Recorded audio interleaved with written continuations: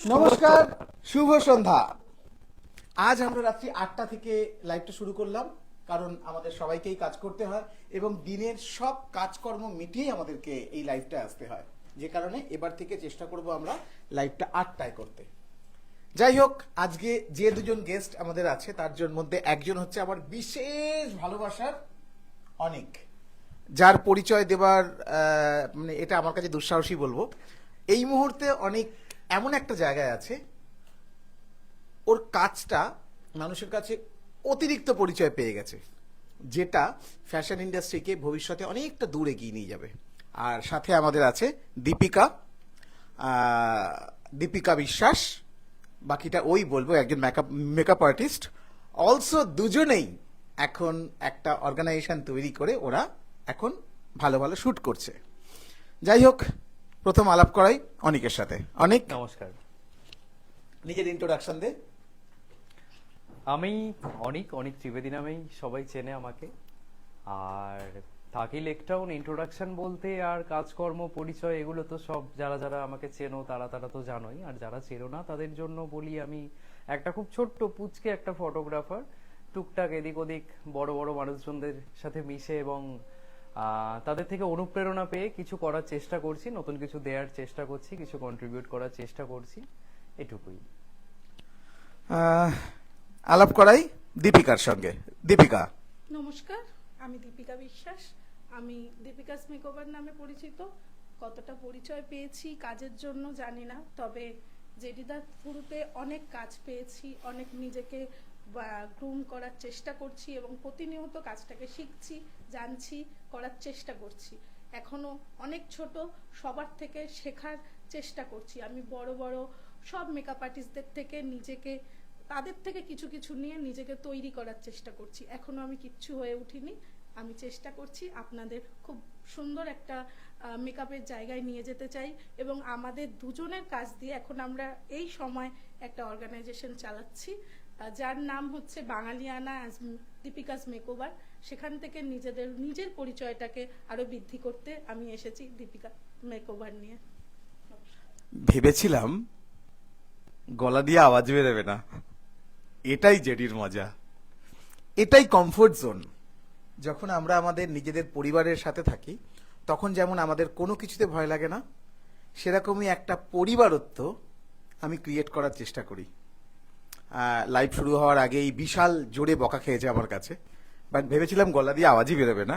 But really hats off, জীবনের প্রথম লাইভে বসে স্টার্টিং ইন্ট্রোডাকশনটা এত সুন্দরভাবে দিবি। Thank you very much. যাই হোক, অনেকের কাছে আসছে। অনেক, তোর লাইফ মানে তোর জার্নি কিভাবে শুরু হয়েছে, কত বছর বয়সে শুরু হয়েছে, কিভাবে তুই এগিয়েছিস, কে তোকে সব থেকে বেশি হেল্প করেছে, এই ব্যাপারগুলো যদি একটুখানি তুই বলিস। জার্নি শুরু বলতে ওরকম ভাবে তো শুরু কিছু হয় না। ওই একটা সময় আসার পর যখন আমরা পেছন দিক থেকে সুতোগুলো মেলাতে শুরু করি তখন বোঝা যায় যে কখন শুরু হয়েছিল বা কিভাবে আমি এলাম কোথা থেকে, এরকম ব্যাপারগুলো। তো আমার মনে আছে আমি তখন ক্লাস 10th বোধহয় 10th ক্রস করেছি, মানে পাস আউট হওয়ার পর আমাকে একজন একটা ক্যামেরা গিফট করেছিল, অ্যানালগ ক্যামেরা, অলিম্পাসের।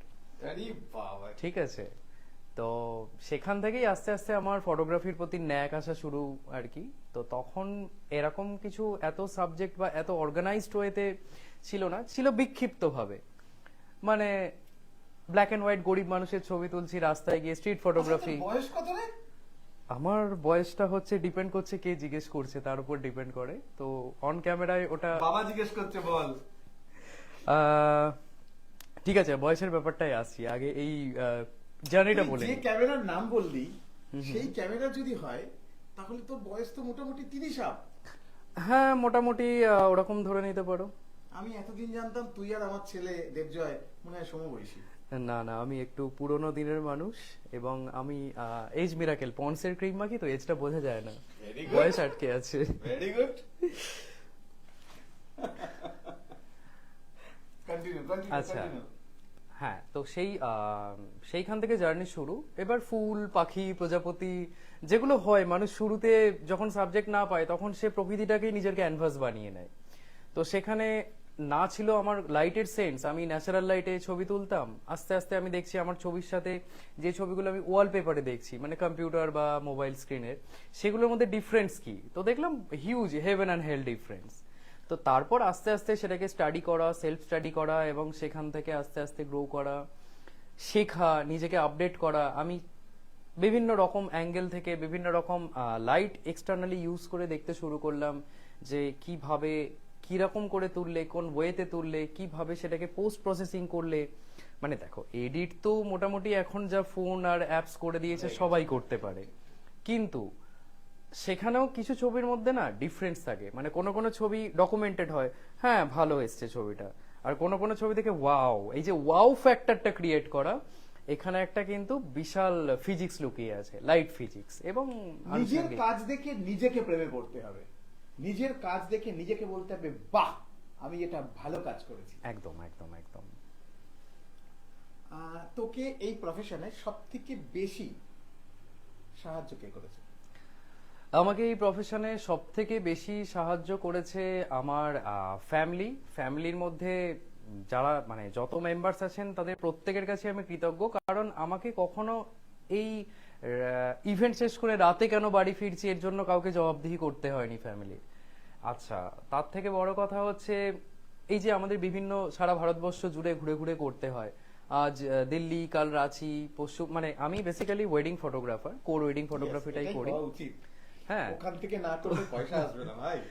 তো এইসব অর্গানাইজড শুট হচ্ছে এগুলো ওই একটু আর কি স্বাদ বদলের জন্য করা, যে একঘেয়ে ওয়েডিং করতে কতদিন ভাল লাগে, একটু কিছু নতুনত্ব, একটু কিছু কনসেপ্ট ভাবলাম।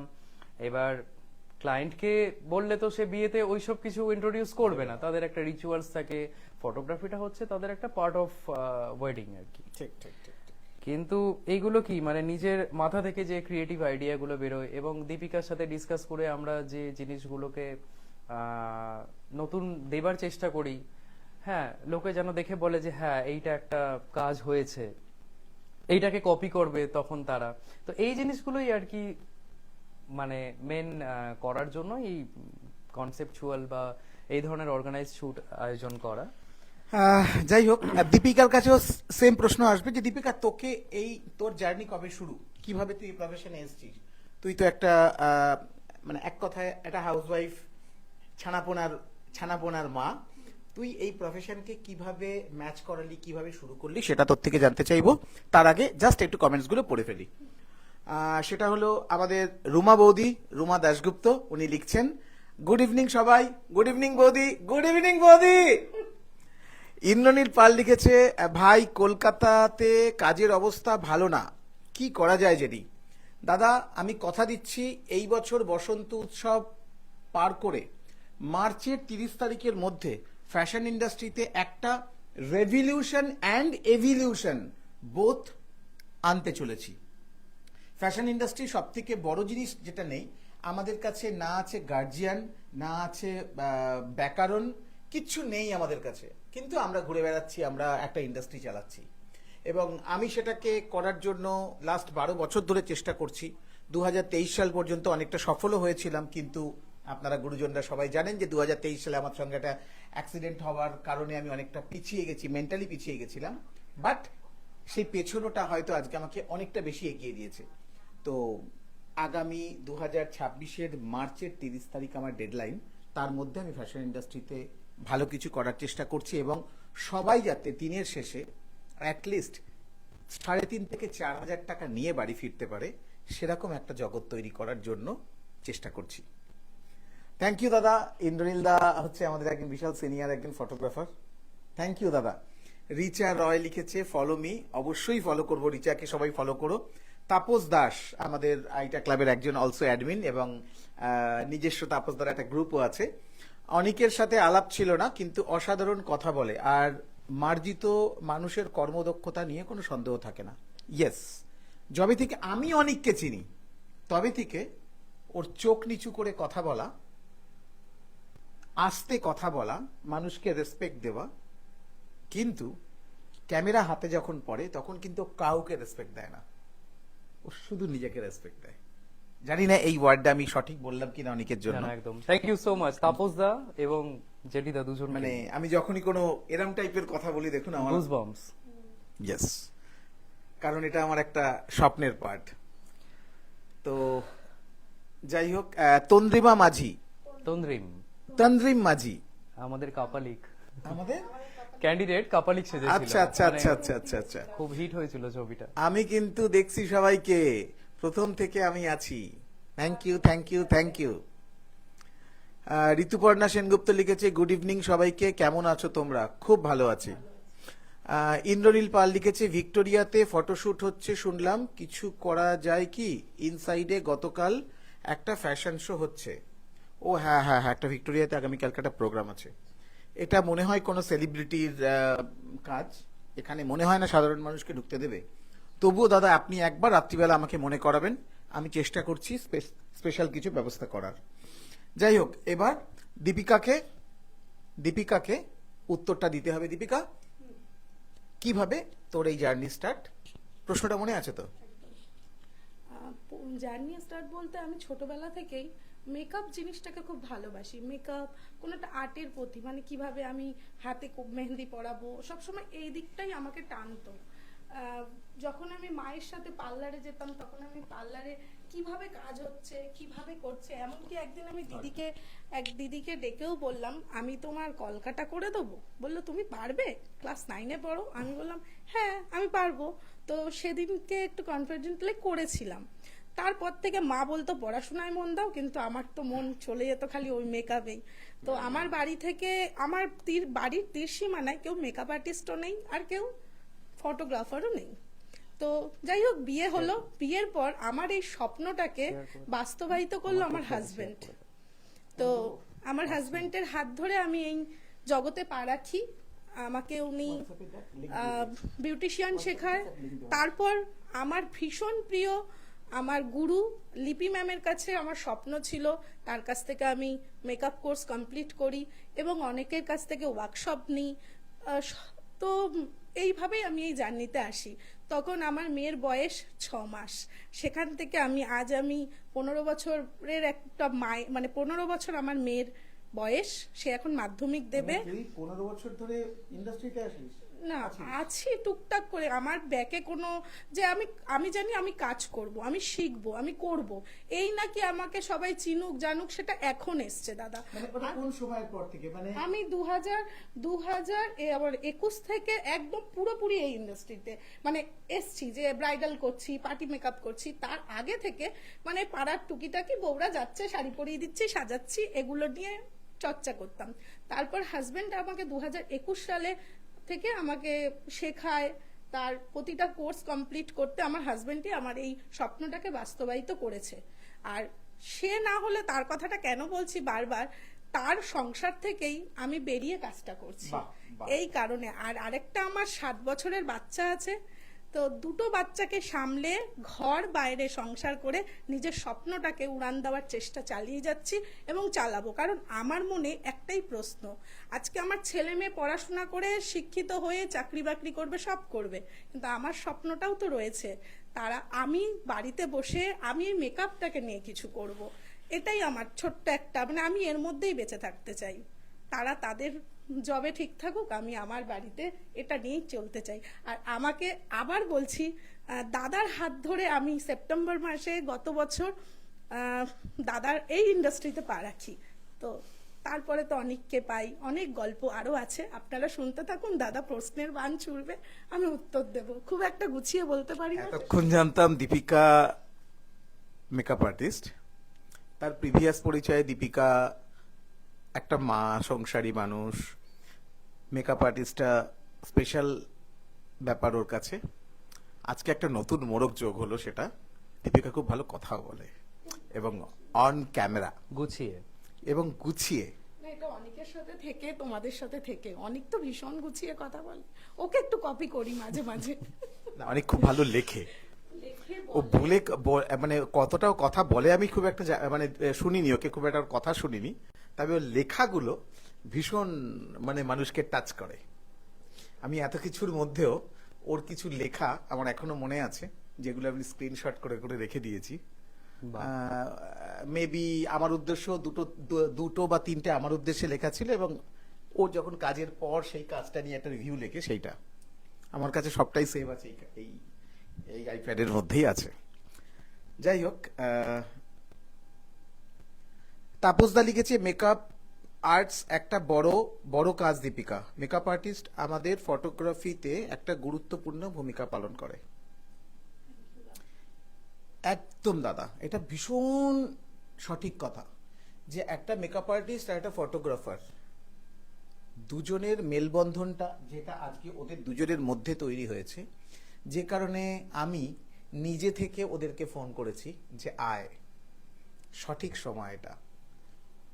কারণ এবং আমরা ওভারওয়েলমড তোমার ফোনটা পেয়ে। একদম আপ্লুত যে দাদার ফোন পেয়ে।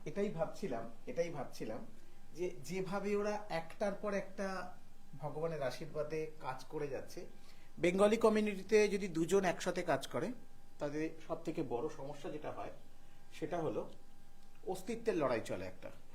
এভাবে ওকে ভাই সবাই, আমাকে ভাই কেউ পাত্তা দিচ্ছে না, টাইপ অফ দ্যাট, যেটা ওদের দুজনের মধ্যে এখন অবধি দেখিনি। দুজন দুটো দিক খুব ভালো সামলাচ্ছে এবং প্রত্যেকটা জায়গায় যখন ওরা আমাকে নিমন্ত্রণ করে আমি একটা রিভিউ নিই, এটা আমার একটা কাজ। কারণ ওই যে বললাম, আমার স্বপ্ন ছিল ফ্যাশন ইন্ডাস্ট্রিতে 100টা অর্গানাইজার তৈরি হবে, যেটা আগের দিন রিন্টুর জিটিএক্স রিন্টুর ওখানে গিয়ে আমি বলেছি। আজকের ডেটে সেটা ছাড়িয়ে গেছে, মানে আমি আমার স্বপ্ন টাচ করে ফেলেছি। ইন্ডাস্ট্রিতে 13 বছর রানিং। তো লোকে বলে 13টা আনলাকি, বাট আমার ওয়াইফ রুমা দাশগুপ্ত 13 তারিখে জন্মেছে, এটাও আমার কাছে একটা বিশাল লাকি ব্যাপার। আর এই 13 বছরের এই যে সময়টা, জুন 2026-এর মধ্যে ফ্যাশন ইন্ডাস্ট্রিতে সুন্দর একটা ব্যাকরণ তৈরি করব, যেটা অলরেডি তৈরি আছে, শুধু সবার মধ্যে মানে বিতরণ করা।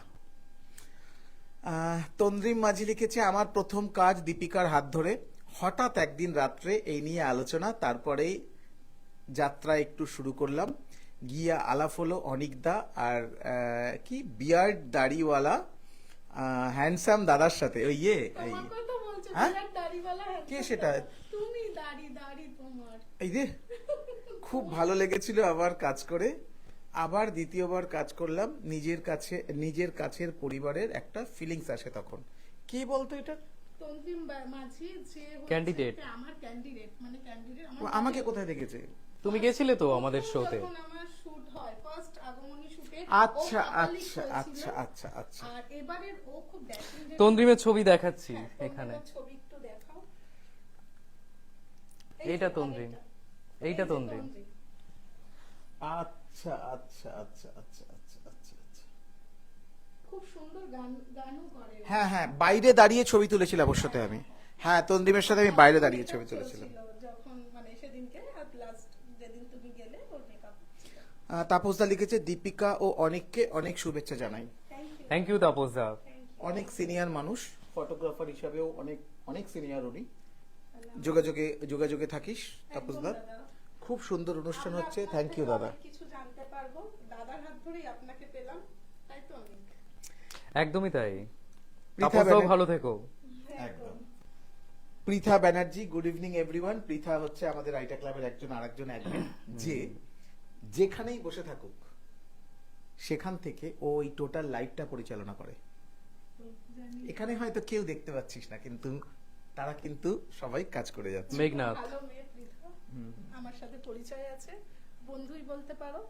ভীষণ পৃথাকে চিনি, ও তো বোধহয় একদম তোমাদের ঘরের লোক। সম্পৃক্ত আর কি আইটা ক্লাবের সাথে। ওরও এরকম ভাবে 2021 সালে যেখানে তোর সঙ্গে আমার আলাপ, ফার্স্ট সেইখানেই ও একটা ইভেন্টে এসেছিল, ওইখান থেকে ওর সাথে আলাপ। খুব সম্ভবত আমডাঙ্গা ওইসব দিকে বাড়ি বোধহয়। আমডাঙ্গায় বাড়ি। হ্যাঁ। দেখ পৃথা, তোর বাড়ি আমডাঙ্গাটাই মনে আছে, বাকিটা ওকে আর বলছি না নামটা। তোদের ওখানকার একটা বিচ্ছিরি নাম আছে আমডাঙ্গার পাশে, বললাম না। নরসিংদী। অনুমিতা মণ্ডল লিখেছে কেমন আছো জেডি? খুব ভালো আছি রে, একবার যোগাযোগ করিস। তন্দ্রিম মাঝি লিখেছে এইবার আমি 2 দীপিকার সাথে তোমার ছবি তুলে দিলাম মেকআপ রুমে। ওই 2 দীপিকার সাথে, ও কাল যে পাশে বসেছিল, এইবার মনে পড়েছে। আরে বয়স হচ্ছে তাই ভুলে যাই মাঝে মাঝে। তন্দ্রিম লিখেছে, তোমাদের মন থেকে অনেক বেশি বস্তা বস্তা ভর্তি ভালোবাসা আর সুস্থতা কামনা করি সবসময়।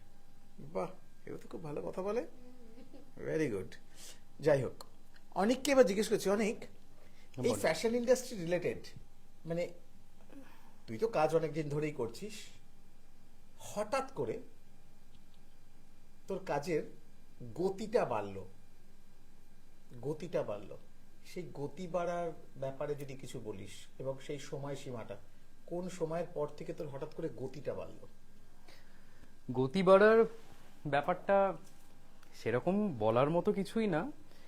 ওই যাচ্ছিলাম কলকাতার একদম রাজপথ ধরে, তো দেখলাম সেই রাস্তায় প্রচন্ড জ্যাম, সিগন্যাল ফিগনাল এরকম আর কি। আমি কি করলাম, ইএম বাইপাসটা ধরে নিলাম, একদম মা ফ্লাইওভার ফাঁকা রাস্তা, তো ওখানে স্পিড বাড়িয়ে দিলাম। এই এবার দেখো, সমাজদারোं के लिए इशारा ही काफी होता है। 2023 সালের 22শে জুলাই একটা খুব অদ্ভুত ঘটনা ঘটে। তো তারপর থেকেই ধরতে পারো এই ফ্যাশন ইন্ডাস্ট্রিতে একটু গতিটা বেড়েছে। আর তার আগে আমাকে কেউ ফ্যাশন ইন্ডাস্ট্রিতে এখনো অনেকেই চেনে না, কিন্তু যারা চেনে তাদের কাছে আমি একদম ভীষণভাবে কৃতজ্ঞ। আমাকে লোকে চেনে ওয়েডিং। এই ব্যাপারটা একটু আটকালাম। যারা অনেককে চেনে তারা অনেকের ভালো কাজের জন্য চেনে।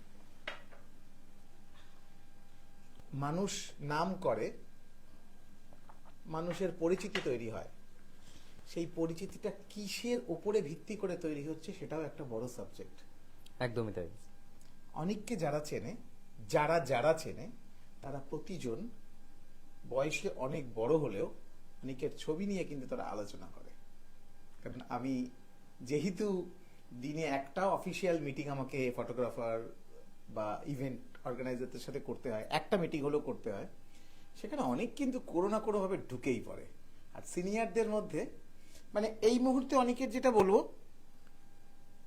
যেটা ইন্ডাস্ট্রিতে একটা শত্রু থাকে, মানে ভাই টাইপস আর ব্যাপার, এই ব্যাপারটার মধ্যে নেই। তোকে নিয়ে এখনো মার্কেটে সেই আলোচনার লেভেলটা নেই। না, শত্রু আমি কখনোই চাই না তৈরি করতে। আমি চাই যে ওই একটা একটা ইন্ডাস্ট্রি মানে একটা মিলন ক্ষেত্র হোক, যেখানে হয়তো কারোর সাথে কারোর বিবাদ রয়েছে, তারা বহু বছর পর এক জায়গায় এলো, এসে বলল সেই রবীন্দ্রনাথের গানের মতো, মাঝে হলো ছাড়াছাড়ি গেলেম কে কোথায়, আবার দেখা যদি হলো সখা প্রাণের মাঝে আয়। তো এইটাই হওয়া উচিত। একটা রাগ দ্বন্দ্ব দুদিনের জীবন, আমরা এগুলো নিয়ে যদি চলে যাই, দেখো ভালোবাসাটা থেকে যাবে, কাজটা থেকে যাবে, কি করে গেছি কি রেজাল্ট সেটা থেকে যাবে, কার সাথে কি কি ব্যক্তিগত দ্বন্দ্ব, ব্যক্তি স্বার্থ চরিতার্থ হলো না বলে আমি দুটো বাজে কথা বললাম, এইগুলো তো ওই একদম মানে কি বলবো, একদম নিম্ন শ্রেণীর কালচার হয়ে গেল। ঠিক আছে, তো শিল্পীরা শুধু কাজই করে, শিল্পীরা উত্তর দেয়, শিল্পীরা প্রশ্ন পাত্তাই দেয় না। কারণ ইতিহাস বলছে যে কেউ প্রশ্ন মনে রাখে না, মনে রাখে কি উত্তর। ইনসিডেন্ট, উত্তরটাই মানুষ মনে কি রাখে। কি ঘটেছে। না, তবে এর মধ্যে শত্রুর ব্যাপারটা যখন বললে, দেখো এর মধ্যে কানাঘুষো তো প্রচুর হয়, ঠিক আছে, তো সেখানে না, এটাকে শত্রু বলা যাবে না, এটাকে বলা যেতে পারে হচ্ছে আলোচনা, সমালোচনা বলা যেতে পারে। এবার সমালোচনা দু ধরনের হয়, একটা হয় পজিটিভ, একটা হয় নেগেটিভ। Yes. এবার আমাদেরকে এখান থেকে ফিল্টার করতে হবে কারা কারা পজিটিভ সমালোচনা করছে, কারা কারা নেগেটিভ সমালোচনা করছে। যারা নেগেটিভ, যারা টক্সিক, তাদেরকে আমরা দূরত্ব বজায় রাখবো, Yes. আর যারা পজিটিভ তাদের সাথে আরো বেশি করে সম্পৃক্ত হব। আজকে আমার শুটে তুমি এসছিলে চিফ গেস্ট হয়ে, ঠিক আছে, কালকে অন্য যে কেউ আসবে, যদুবাবু, মধুবাবু, রামবাবু, শ্যামবাবু, আমি আজকে উত্তরকে ডেকেছি, আমি কালকে দক্ষিণকে ডাকবো, অবশ্যই। পরশুদিন পূর্বকে ডাকবো, তারপরে শুটে পশ্চিমকে ডাকবো। মানে আমি এটা চাই যে আমার অন্তত পক্ষে এটুকু শেষ দিন অবধি করে যাব, যে সবাইকে আমি এক সূত্রে মিলাতে চাইছি। এরকম না যে এর সাথে মিশছি বলে তার সাথে মিশবো না, তার সাথে মিশছি বলে এর সাথে মেশা যাবে না, এই জিনিসটা আমার বড় অপছন্দ। আমি ইন্ডাস্ট্রিতে কাজ করতে এসেছি, আমরা প্রফেশনাল মানুষ, যেখানে কাজ থাকবে সেখানে কাজ করব। সব থেকে বড় কথা, কাজ করব, সমালোচনা নয়। একদমই তাই। কাজ করব না, সমালোচনা হোক, সমালোচনা দরকার আছে, প্রত্যেকটা কাজেরই সমালোচনা বলতে দরকার আছে, সমালোচনার মধ্যেও কিন্তু একটা সেটা বিষয় পজিটিভ থাকবে। সমালোচনা। Yes. আমার কাজটা আমার নিয়ে কাজ নিয়ে সমালোচনা, আমার সমালোচনা ব্যক্তিগত জীবন নিয়ে নয়। আমার কাজ নিয়ে সমালোচনা হোক। যখন কেউ তোর সাথে কাজে পারবে না, কাজে সমালোচনা করে পারবে না যখন, তখন তোর ব্যক্তিগত জীবন নিয়ে টানাটানি করবে। এরকম আবার কি হয়, ওর ব্যক্তিগত জীবন নিয়ে আমার কাছে ফোন আসে। আমার একটাই কথা থাকে যে আমি ওর সাথে কাজটা করছি, আমার ফ্যামিলি একদিকে, কাজের জায়গাটা একদিকে। তো যেটা আছে, তুমিও বাচ্চা না, তুমিও সবকিছু জেনে আগিয়েছো, এইগুলো আমি শুনতে চাই না। কারণ আমি ওর সাথে শুধু আমার কাজের সম্পর্ক হতে হতে আজকে আমি আরেকটা কথা বলতে চাই। এখন আমরা এমন জায়গায় চলে আসছি, খালি আমরা এক মায়ের পেটের ভাই বোন না, কিন্তু আমাদের সম্পর্কটা তার থেকেও বেশি হয়ে দাঁড়িয়েছে। একদমই তাই। ও আমার ছোট ভাইয়ের মতন। মানে এই কারণে মনে হয় আমাদের কাজটারও ভালো হচ্ছে। তো ভালো হচ্ছে কিনা জানি না, তবে ভালো করার অবশ্যই চেষ্টা ভালো করছি। আমি এরকমও হয়েছে আমার সাথে, যেরকম আমিও প্যাকেজ শুট করতে করতে আজকে এখানে এসেছি। কারণ আমিও একটা খুব ছোট মধ্যবর্তী ঘর থেকে এসেছি। আমার পক্ষে একটা ফটোগ্রাফার হায়ার করার মতন ক্ষমতা ছিল না, একটা লোকেশন। আমি তাই জন্য প্যাকেজ শুট করেছি। কিন্তু যখন আমি প্যাকেজ শুট করতে করতে একদিন আমি এই ইন্ডাস্ট্রি আইটা ক্লাবের মধ্যে যোগদান দিলাম। দেওয়ার পরে আমি বিভিন্ন রকম লোকের সাথে কাজ করেছি, বিভিন্ন রকম বড় মানুষদের কাছে গেছি এই কাজের সূত্রে। হয়তো তোমার হাত ধরেই গেছি, কিন্তু সেই যার কাছে আমি প্যাকেজ শুট করছি তারপর থেকে আমার সাথে তার দ্বন্দ্ব না, বিবাদ না, হঠাৎ করে কথা বন্ধ। কেন? পরে কারোর মাধ্যমে জানতে পারলাম ও এখন জেডিদার কাজ করে, বড় বড় কাজ করে, তাই আমাদের মতো ছোটখাটো কাজ করবে না। আজও আমি তারপরেও তাকে অনেক মেসেজ করেছি, টেক্সট করেছি, দেখলাম না, তার মধ্যে একটা অন্য ব্যাপার চলে এসছে। সবাইকে আমি একটা কথা বলছি, আজকে আমার কাছে যে মেকআপ আর্টিস্টরা এসে আমার অর্গানাইজেশনে যে মেকআপ আর্টিস্টরা এসে কাজ করছে, আগামী দিন তারা যদি অর্গানাইজ করে, তারা যদি তোমার সাথে এসে কাজ করে, আমি কিন্তু রাগ হব না, আমার আনন্দ বাড়বে যে এ আমাকে ফলো করেছে বা আমাদেরকে ফলো করেছে। আমাদের ইন্ডাস্ট্রিতে আরো একজন অর্গানাইজার তৈরি হয়েছে, আমরা একসাথে কাজ করব। দরকার হলে সেই অর্গানাইজারকে বা সেই মেকআপ আর্টিস্টকে ডেকে বলবো, চল আমরা একটা র্যাম্প শো নামাই। তাই তো, হিংসা করে কি হবে, চলো একসাথে। আসলে যার কাছে সিকিউরিটি প্রবলেম আছে, তার কাছে তো হিংসা ছাড়া অন্য কিছু থাকে না রে। যে যার কাজের প্রতি কনফিডেন্স নেই, তার কাছে তো অন্য কিছু থাকবে না। সুতরাং এই সমস্ত ব্যাপার বলে, এই সমস্ত কথা ভেবে কখনো নিজেকে ডিস্টার্ব করবি না। অলওয়েজ ভেবে নিতে হবে আমরা একটা ম্যারাথন রেসে নেমেছি, স্লো স্টার্ট, বাট আমাকে টার্গেটটা ফুলফিল করতে হবে। আমি অন লাইভে আরেকটা কথা বলছি, যারা আমার বন্ধু আছো তারা শুধু আমারই বন্ধু। কাজ, বন্ধু, ফ্যামিলি প্রত্যেকটা তিনটে কিন্তু তিন জায়গায় আলাদা বা পৃথক। আজকে আমি কার সাথে ছবি তুলছি, কার সাথে কি করছি, সেটা নিয়ে ফেসবুকে লিখছো, ভালো কথা, আমার তাতে কিচ্ছু যায় আসে না। তার মানে কি হচ্ছে, আমি তোমাদের চর্চায় আসছি মানে আমাকে তোমরা দেখবে, আমার ভিউজ বাড়বে, আমার ফলোয়ার্স বাড়বে। যেটা আমি সব সময় বলি, এটা করো। চর্চা করার জন্য, কাউকে নিয়ে সমালোচনা করার জন্য কোনো যোগ্যতা লাগে না, কিন্তু যাকে নিয়ে সমালোচনা করছো তার যোগ্যতা লাগে। সমালোচিত হতে যোগ্যতা লাগে, তাই তো? একদমই তাই। তাই তো, অনেক সমালোচিত হতে যোগ্যতা লাগে, সমালোচনা করার জন্য কোনো যোগ্যতা লাগে না। হ্যাঁ, ডেফিনেটলি। আজকে আমরা শাহরুখ খানকে নিয়ে অনেক কথাই বলি, ঠিক আছে, আজকে আমরা জন আব্রাহামকে নিয়ে অনেক কথাই বলি, কিন্তু আমি কিন্তু পাশের পান দোকানের ওই গুলবাহারকে নিয়ে কোনো বেশি কথা বলি না, ঠিক আছে, কারণ গুলবাহারকে চিনিই তো না, কি বলবো তাকে। কাজ এমন করতে হবে, অনেক ক্যামেরাটা এরম করে ধরে, তার মানে আমাকেও ক্যামেরাটা এরম ভাবে ধরতে হবে। এইটা হলো সিগনেচার তৈরি করতে হবে নিজেকে, নিজের বিজ্ঞাপন নিজেকে করতে হবে। হ্যাশট্যাগ জেডি বুড়ো এই মুহূর্তে 25 CR 25 কোটি ছাড়িয়ে গেছে হ্যাশট্যাগটা। সেই হ্যাশট্যাগটাকে হালকা করে মানুষ আমাকে এখন জেডি স্যার বলেন। জেডি স্যারকে সম্মান দিয়ে হ্যাশট্যাগ জেডি স্যার শুরু করেছি, অলরেডি 80 লাখ ক্রস করে গেছে। মানে ইটস এ হিউজ অ্যাচিভমেন্ট। ব্যাপারটা হচ্ছে এটা, নিজেকে সব থেকে বড়, নিজের বিজ্ঞাপন নিজেকে করতে হবে। जो दिखता है वही होता है, वही दिखता है। বাস। আমি আরেকটা কথা বলবো, এটা আমার উদ্দেশ্যে বা আমার মতন মেকআপ আর্টিস্টদের উদ্দেশ্যে। আমি শুনতে পাই আনাচে কোনাচে আমার পাড়ায় এ ব্রাইডাল কম করে, পার্টি মেকআপ কম করে, এ কি ফ্যাশনের কি করতে থাকে, আজ এখানে যাচ্ছে ওখানে যাচ্ছে। আমি যেটা পাবো মেকআপ আমি সেটাই করব, কারণ আমি একজন মেকআপ আর্টিস্ট। আজকে আমি একদম বলছি, অন ক্যামেরায় বলছি, প্র্যাকটিস হয়ে যাচ্ছে। যে বিকিনি পরে আছে, প্রথম যখন দিন আমি গেলাম, ফার্স্ট আমাকে যখন কল এলো বিকিনির উপর শুট কর মেকআপ করতে হবে, আমি না একটু ঘাবড়েছিলাম। তারপর আমার নিজের মধ্যে আমি প্রশ্ন করলাম বা প্রশ্ন জাগালাম। ফোন করেছিলি, হ্যাঁ। আমি তোকে বলেছিলাম যে তোর কাছে শুটিংটা কি করছিস সেটা সাবজেক্ট না, একদম। সাবজেক্ট হলো তোকে যে রূপটা দিতে বলেছে তুই কি সেটা পারবি। তুই বলেছিস ইয়েস দাদা পারবো, বললাম গো অ্যাহেড। তারপর দাদারে আমি পুরো বলছিলাম, দাদা আমাকে বললো, তো শুনলেন। এবার আমার তারপর মনে হয়েছিল যে আমি তো একজন মেকআপ আর্টিস্ট, আমি তো মেকআপ করাটা কাজ, আমি বিকিনি পরে আছে না সে কি পরে আছে সেটা আমার ফ্যাক্টর না, তো আমি এটাই করব। এতে যারা আমাকে যা বলছে, হ্যাঁ আমি বিয়ের কাজ করতে পারছি না তো করতে পারছি না ভুল কথা, আমার কাছে আসছে না, আসলে দেখো না তোমাদের মতন যারা ব্রাইডাল করছো তাদের থেকে দ্বিগুণ দেওয়ার মন থেকে চেষ্টা করব, কোনো হিংসা মারামারি দ্বন্দ্বর মধ্যে নয়। তুই যাকে বলছিস যার উদ্দেশ্যে বলছিস সে কি ওখানে বসে আছে? হ্যাঁ, আমি আমার তো ওইদিকে তাকাচ্ছিস দেখতে কেন? ভালো লাগছে, আমি ওখানে দেখে কথা বলছি, বাস আমার মানে আমি ওখানটায় বুঝতে পারছি কেমন হচ্ছে।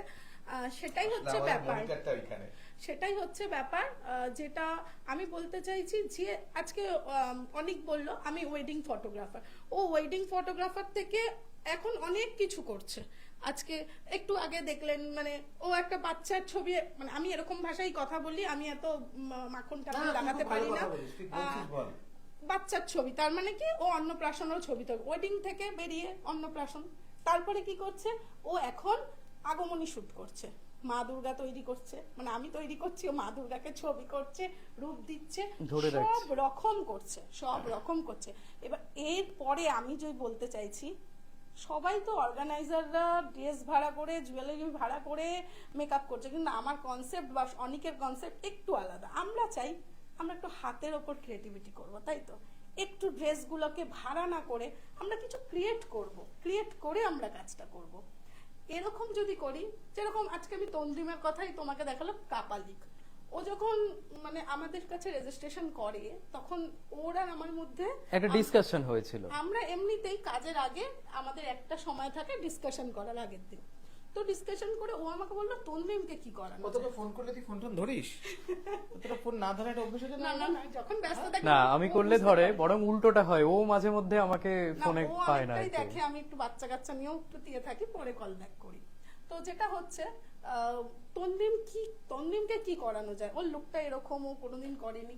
তখন ও আর আমি দুজনে ডিসকাস করলাম, চলো একটা কাপালিক রূপ করি, কারণ আগমনীর সাথে কাপালিকের একটা জোর মেলবন্ধন আছে। তো এরকম করে সাজিয়ে ফেললাম ওকে, তো সবার কাছ থেকে তো খুব ভালো রেসপন্স পেলাম এবং ওরও ভিউজ খুব ভালো আসলো। না, এখানে আমি আরেকটু ইলাবোরেট করে বলছি, আমি একটু কাটছি খুব কথাটা। সুন্দর করে বল তুই। ওই সুন্দর না, মানে বিষয়টা আর একটু মানে ব্যাখ্যা করে বলছি, ইলাবোরেট করে। তন্দ্রিমের লুকটা ছিল হচ্ছে কাপালিক তো বটেই, এবং আমাদের এই যে সম্প্রদায়গুলো আছে তার মধ্যে বহু কিছু আছে, অঘরী আছে, কাপালিক আছে। কাপালিক হচ্ছে মানে নরমাংসের পুজো ছাড়া তাদের পুজো হয় না। তারপরে বিভিন্ন ধরনের তান্ত্রিক আছে, মানে তান্ত্রিক কিন্তু শুধু একটা এরকম নয়। এবং আমরা সেখান থেকে এগুলো তো মোটামুটি ওভারঅল সবারই কম বেশি কিছুটা হলেও ধারণা আছে, বা নামগুলো অন্তত শুনেছে এগুলো। আমরা চেষ্টা করেছিলাম মানে বৌদ্ধ ধর্ম মতে, বৌদ্ধদের তো দুটো সম্প্রদায় আছে, একটা হচ্ছে হিনজান, একটা হচ্ছে মহাযান। পরবর্তীকালে একটা সম্প্রদায় ভেঙে বজ্রযান বলে একটা সম্প্রদায় তৈরি হয়, এবং যে বজ্রযানের মূল পূজার পদ্ধতি হচ্ছে তন্ত্র সাধনা, তান্ত্রিক, এই ওই যে তারা কিছুদিন আগে ওই একটা হইচইতে ওয়েব সিরিজ রিলিজ হলো, তার আগে সানডে সাসপেন্সেও হয়েছিল, আমি নামটা ভুলে যাচ্ছি, খুব সম্ভবত মাতঙ্গী এটাকে নিয়ে গল্পটা, ভোগের কথা বলছি।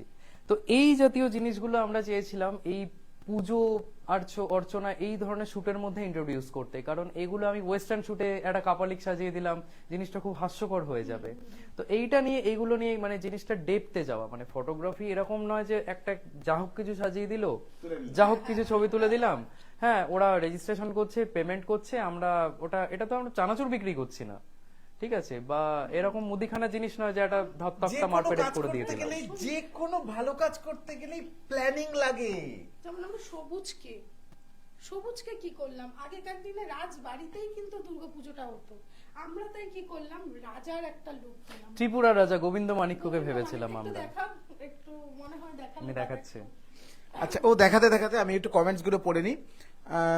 রিচা লিখেছে, রিচা রায় লিখেছে, খুব সুন্দর ফটো তোলে অনেক। অবশ্যই রিচা রায় মানে হচ্ছে, আচ্ছা রিচা রায় রিচা। বারাসাত। বারাসাত।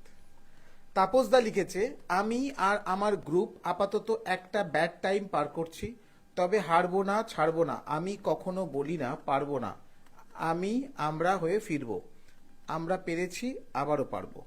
দাদা, আপনি আমার থেকে বয়সে সিনিয়র, বাট কোনো একটা জায়গা থেকে খারাপভাবে নেবেন না। আমি আপনার থেকে অভিজ্ঞতায় 0.1% সিনিয়র, 0.1%। আমি আর কিচ্ছু পারি না। আমি শুধু একটা জিনিস মেনটেন করতে পারি, সেটা হলো ছোটবেলা থেকে যেটা শিখে এসেছি, অ্যাডমিনিস্ট্রেশন। আমি অ্যাডমিনিস্ট্রেশন শিখে এসেছি ছোটবেলা থেকে নিজের বাবার থেকে, এবং যে পরিবারে আমার বিয়ে হয়েছে, আমার শ্বশুর মশাই, তিনি তো অ্যাডমিনিস্ট্রেশনই লোক। তো সবার থেকে আমি একটা জিনিসই শিখে এসেছি, ব্যাড টাইম কোনো কিছুই ফিক্স না। আজ যেটা ব্যাড টাইম, ভগবান আপনাকে যদি আজ ব্যাড টাইম দেয়, আগামীকাল গুড টাইম দিতে বাধ্য, গুড টাইম দিতে বাধ্য। সুতরাং ব্যাড টাইমে আমরা কি পাই? ব্যাড টাইমে আমরা অনেক অভিজ্ঞতা পাই, যে অভিজ্ঞতাগুলো পরবর্তী ভালো সময়ে আমরা সেটা কাজে লাগাতে পারি। আমি আপনাকে বলছি, একটা এমন সময় আসবে যে সময় তাপসদা সবার মুখে মুখে ছেয়ে যাবে। আমি আপনাকে 2020 সাল থেকে, যবে থেকে আপনাকে দেখা, আপনার সেই গিফট এখনো আমার এই আলমারির ভেতরে রয়েছে। আপনাকে আমি কখনো ভুলিনি, কোনোদিনও ভুলবো না। মধ্যিখানে আপনি একটু খারাপভাবে নেবেন না, সোজাসুজি বলছি। সৎসঙ্গে স্বর্গবাস, অসৎসঙ্গে বাকিটা আপনি ধরে নেবেন। আপনি একটু অসৎসঙ্গে হয়ে গেছিলেন। আপনি ফটোগ্রাফি ছেড়ে দিয়ে আপনি আলোচনায় ব্যস্ত হয়ে গেছিলেন, ফেসবুকে লেখালেখিতে ব্যস্ত হয়ে গেছিলেন, যেটা আপনাকে অনেকটা পিছিয়ে নিয়ে গেছে। আবার আপনি ফটোগ্রাফিটাকে ধরুন, আপনি ফটোগ্রাফিটাকে সময় দিন, দেখুন আপনি আগে থেকে আরো রিফ্রেশ হয়ে যাবেন। থ্যাংক ইউ দাদা, খারাপভাবে নেবেন না, অপরাধ মার্জনা করবেন। আমি আমার মতন করে আপনাকে বোঝানোর চেষ্টা করলাম। তন্দ্রিম লিখেছে, একদম দাদা, এইটা মাথায় রাখতেই হবে, আমরা পারবই। পারা ছাড়া আমাদের কাছে কোনো অপশন নেই ভাই, আমাদের পারতেই হবে। একদম ঠিক। আমাদের ভগবান শিল্পী করে পাঠিয়েছে, আমরা কাজ করতে এসেছি, আমরা কাজ করব, আমরা কাজ করতে এসেছি। করেঙ্গে ইয়া মরেঙ্গে। यस, हम लोग मरेंगे नहीं, हम लोग मारेंगे। কাজ দিয়ে এমন কাজ করব যে উল্টো দিকে লোক আমাদের কাজ দেখতে দেখতে পাগলা হয়ে যাবে। অবশ্যই ভালো কাজ দেখতে দেখতে। যারা আমাদের হ্যাটার্স, যারা আমাদেরকে শত্রুতা করে, যারা আমাদেরকে নেগেটিভ দেওয়ার চেষ্টা করে, তাদেরকে যদি আমরা ভালো কাজ দেখাতে পারি, তারা সেখান থেকেও কিছু শিখবে, কপি করবে, বরং সেটাও একটা সাকসেস। কপিটাও কিন্তু একটা অনেক বড় সফলতা। আমারটাই কপি করছে, এত কিছু মার্কেটে কন্টেন্ট রয়েছে, কিন্তু মানে ওয়াই মি, তার মানে কিছু নিশ্চয়ই সেখান থেকে। একদম, একটা মানুষ তার ক্রিয়েটিভিটিটাকে তৈরি করেছে, তার সেই ক্রিয়েটিভিটিটা এই জায়গায় পপুলার হয়েছে যে সেই ক্রিয়েটিভিটিটাকে নিয়ে 10টা মানুষ কাজ করতে চাইছে। এটা ফটোগ্রাফারের কাছে কনসেপ্ট যে তৈরি করেছে, কনসেপ্ট ক্রিয়েটারের কাছে, মেকআপ আর্টিস্টের কাছে অনেক বড় সফলতা। বাট হ্যাঁ, আমরা যেটা করি না সেটা হলো, আমরা কখনো সৌজন্যবোধ দেখাই না। কাটসি। আমরা সৌজন্যবোধ দেখাই না, যে অনেক যে কাজটা করেছিল ভাই, ঘেমা করেছিল ভাই, ওরটাকে দেখে জাস্ট চেষ্টা করেছি আমি। অনেক থ্যাংক ইউ ভাই। কনসেপ্ট @কনসেপ্ট অনেক ত্রিবেদী। কনসেপ্ট লেখারও দরকার নেই, ইন্সপায়ার্ড বাই লিখলেও সেটা ইন্সপায়ার্ড বাই অনেক। লিখলে। আরে বোকা, যাদের উদ্দেশ্যে বলছি, যখনই @অনেক ত্রিবেদী লিখলাম, অনেক ত্রিবেদীর প্রোফাইলের 10,000 মেম্বার তোমার প্রোফাইলটাও দেখতে পেল। না, একটু তলিয়ে ভাবার মানুষ কমে যাচ্ছে আসলে। আমরা ফেসবুকে একটা ছবি এরম করে দেখি, হুম এরম তুলে দিই, ওপরেরটা ভুলে যাই, হুম ভুলে যাই। তো আমরা মনে রাখবোটা কি? অপশন, প্রচুর অপশন আমাদের কাছে। মাও সেতুং একটা কথা বলেছিল, শত মতের সংঘাত ঘটুক, শত পুষ্প বিকশিত হোক। কিন্তু এখানে শত মতের সংঘাত ঘটলে পুষ্প বিকশিত হয় না, বিস্ফোরণ ঘটে আর কি। তো এইটাই সমস্যা।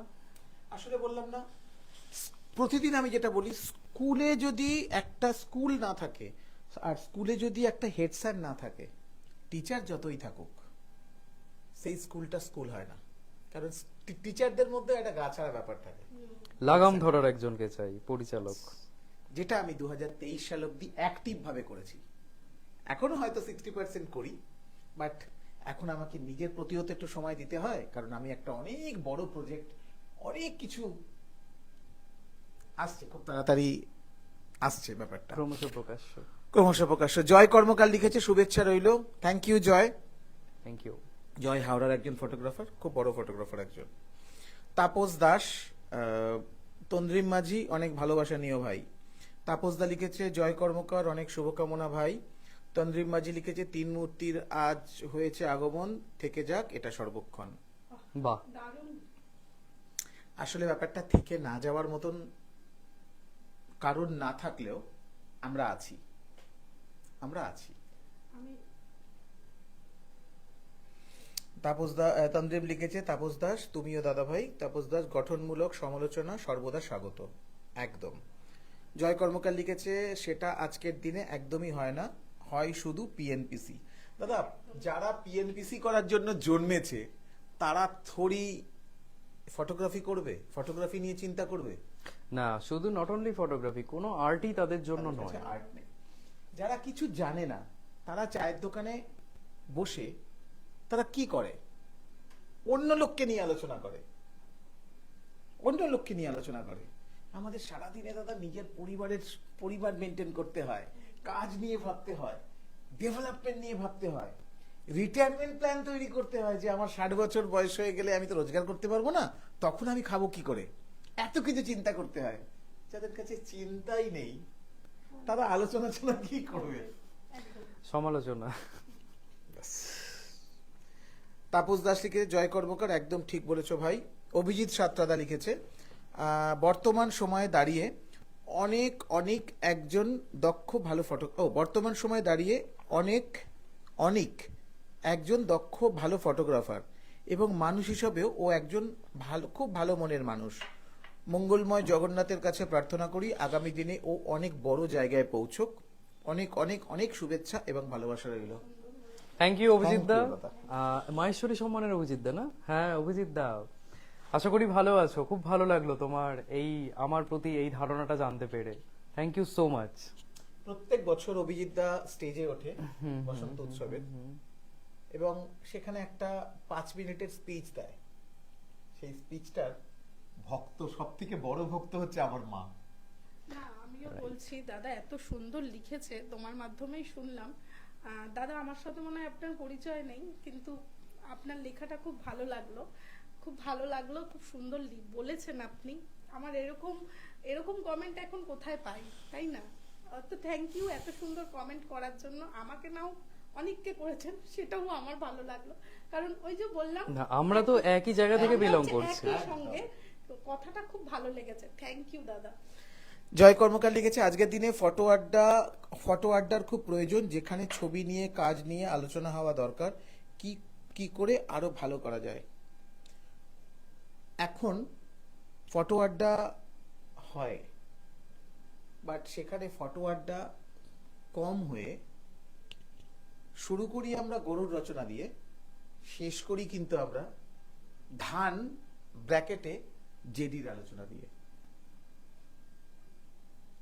আশা করি জয় তুমি বুঝতে পারলে কি বলতে চাইলাম। একটা আলোচনা শুরু হয়, 10 জন ফটোগ্রাফার এক জায়গায় বসে আলোচনা শুরু করে, কিন্তু সবকিছু শেষে যখন তারা হিসাব করে আমরা কি নিয়ে আলোচনা করলাম, আলোচনার বিষয়বস্তু শেষে দেখা গেল সাবজেক্ট ইজ জেডি। ভালোটাও হয়, ভালোর আলোচনাটাই করে হয়তো ম্যাক্সিমাম মানুষ। ইনফ্লুয়েন্স পাচ্ছে তোমার থেকে, মানে তুমি তাদের কতখানি অনুপ্রাণিত করতে পেরেছো যে বারবার তারা তোমাকে তাদের স্মরণে আনে। যেটা আমি শুরু করেছিলাম 2014 সালে ফটো ওয়াক, আজ যেটা কন্টিনিউ করছে আমাদের এই দুজন অ্যাডমিন, সুদীপ বিশ্বাস আর সুজন মেটে, আজ যেটা ওরা কন্টিনিউ করছে, আমার কাছে কিন্তু অ্যাভারেজ রেগুলারই কেউ না কেউ বলে, দাদা আবার তুই শুরু করো। কেন আমি শুরু করবো? আমার ছেলে মেয়ে বড় হয়ে গেছে, আমি এখন গাড়িতে উঠলে আমি গাড়িতে উঠে বসি খালি। গাড়ি কে চালায়? আমার ছেলে চালায়, আমার মেয়ে চালায়, আমার ওয়াইফ চালায়, আর ছেলে মেয়েই বেশি চালায়। আমি গাড়িতে উঠে এখন সিটে বসি খালি। মানে ছেলে মেয়েরা যখন বড় হয়ে যায় তখন বাবা মায়ের একটা আলাদা কাজ থাকে, তারা দূর থেকে চোখ দিয়ে সেটা এনজয় করে। উপভোগ। আজকে কলকাতা ফটো ওয়ার্কস, সুজন আর সুদীপ যেভাবে কাজ এগোচ্ছে, যেভাবে প্রতি সপ্তাহে কাজ করছে, এটাই 2014 সাল থেকে 2020 সাল অবধি আমি হয়তো ডিরেক্ট করেছি। এখন যেতে পারি না, পৌঁছতে পারি না, বাট সব সময় একসাথেই আছি এবং দেখছি যে কাজটা হচ্ছে। একদম হ্যাটস অফ টু দেম, মানে তারা এত সুন্দর কাজ করে, আমি তাদের শুটে গেছিও।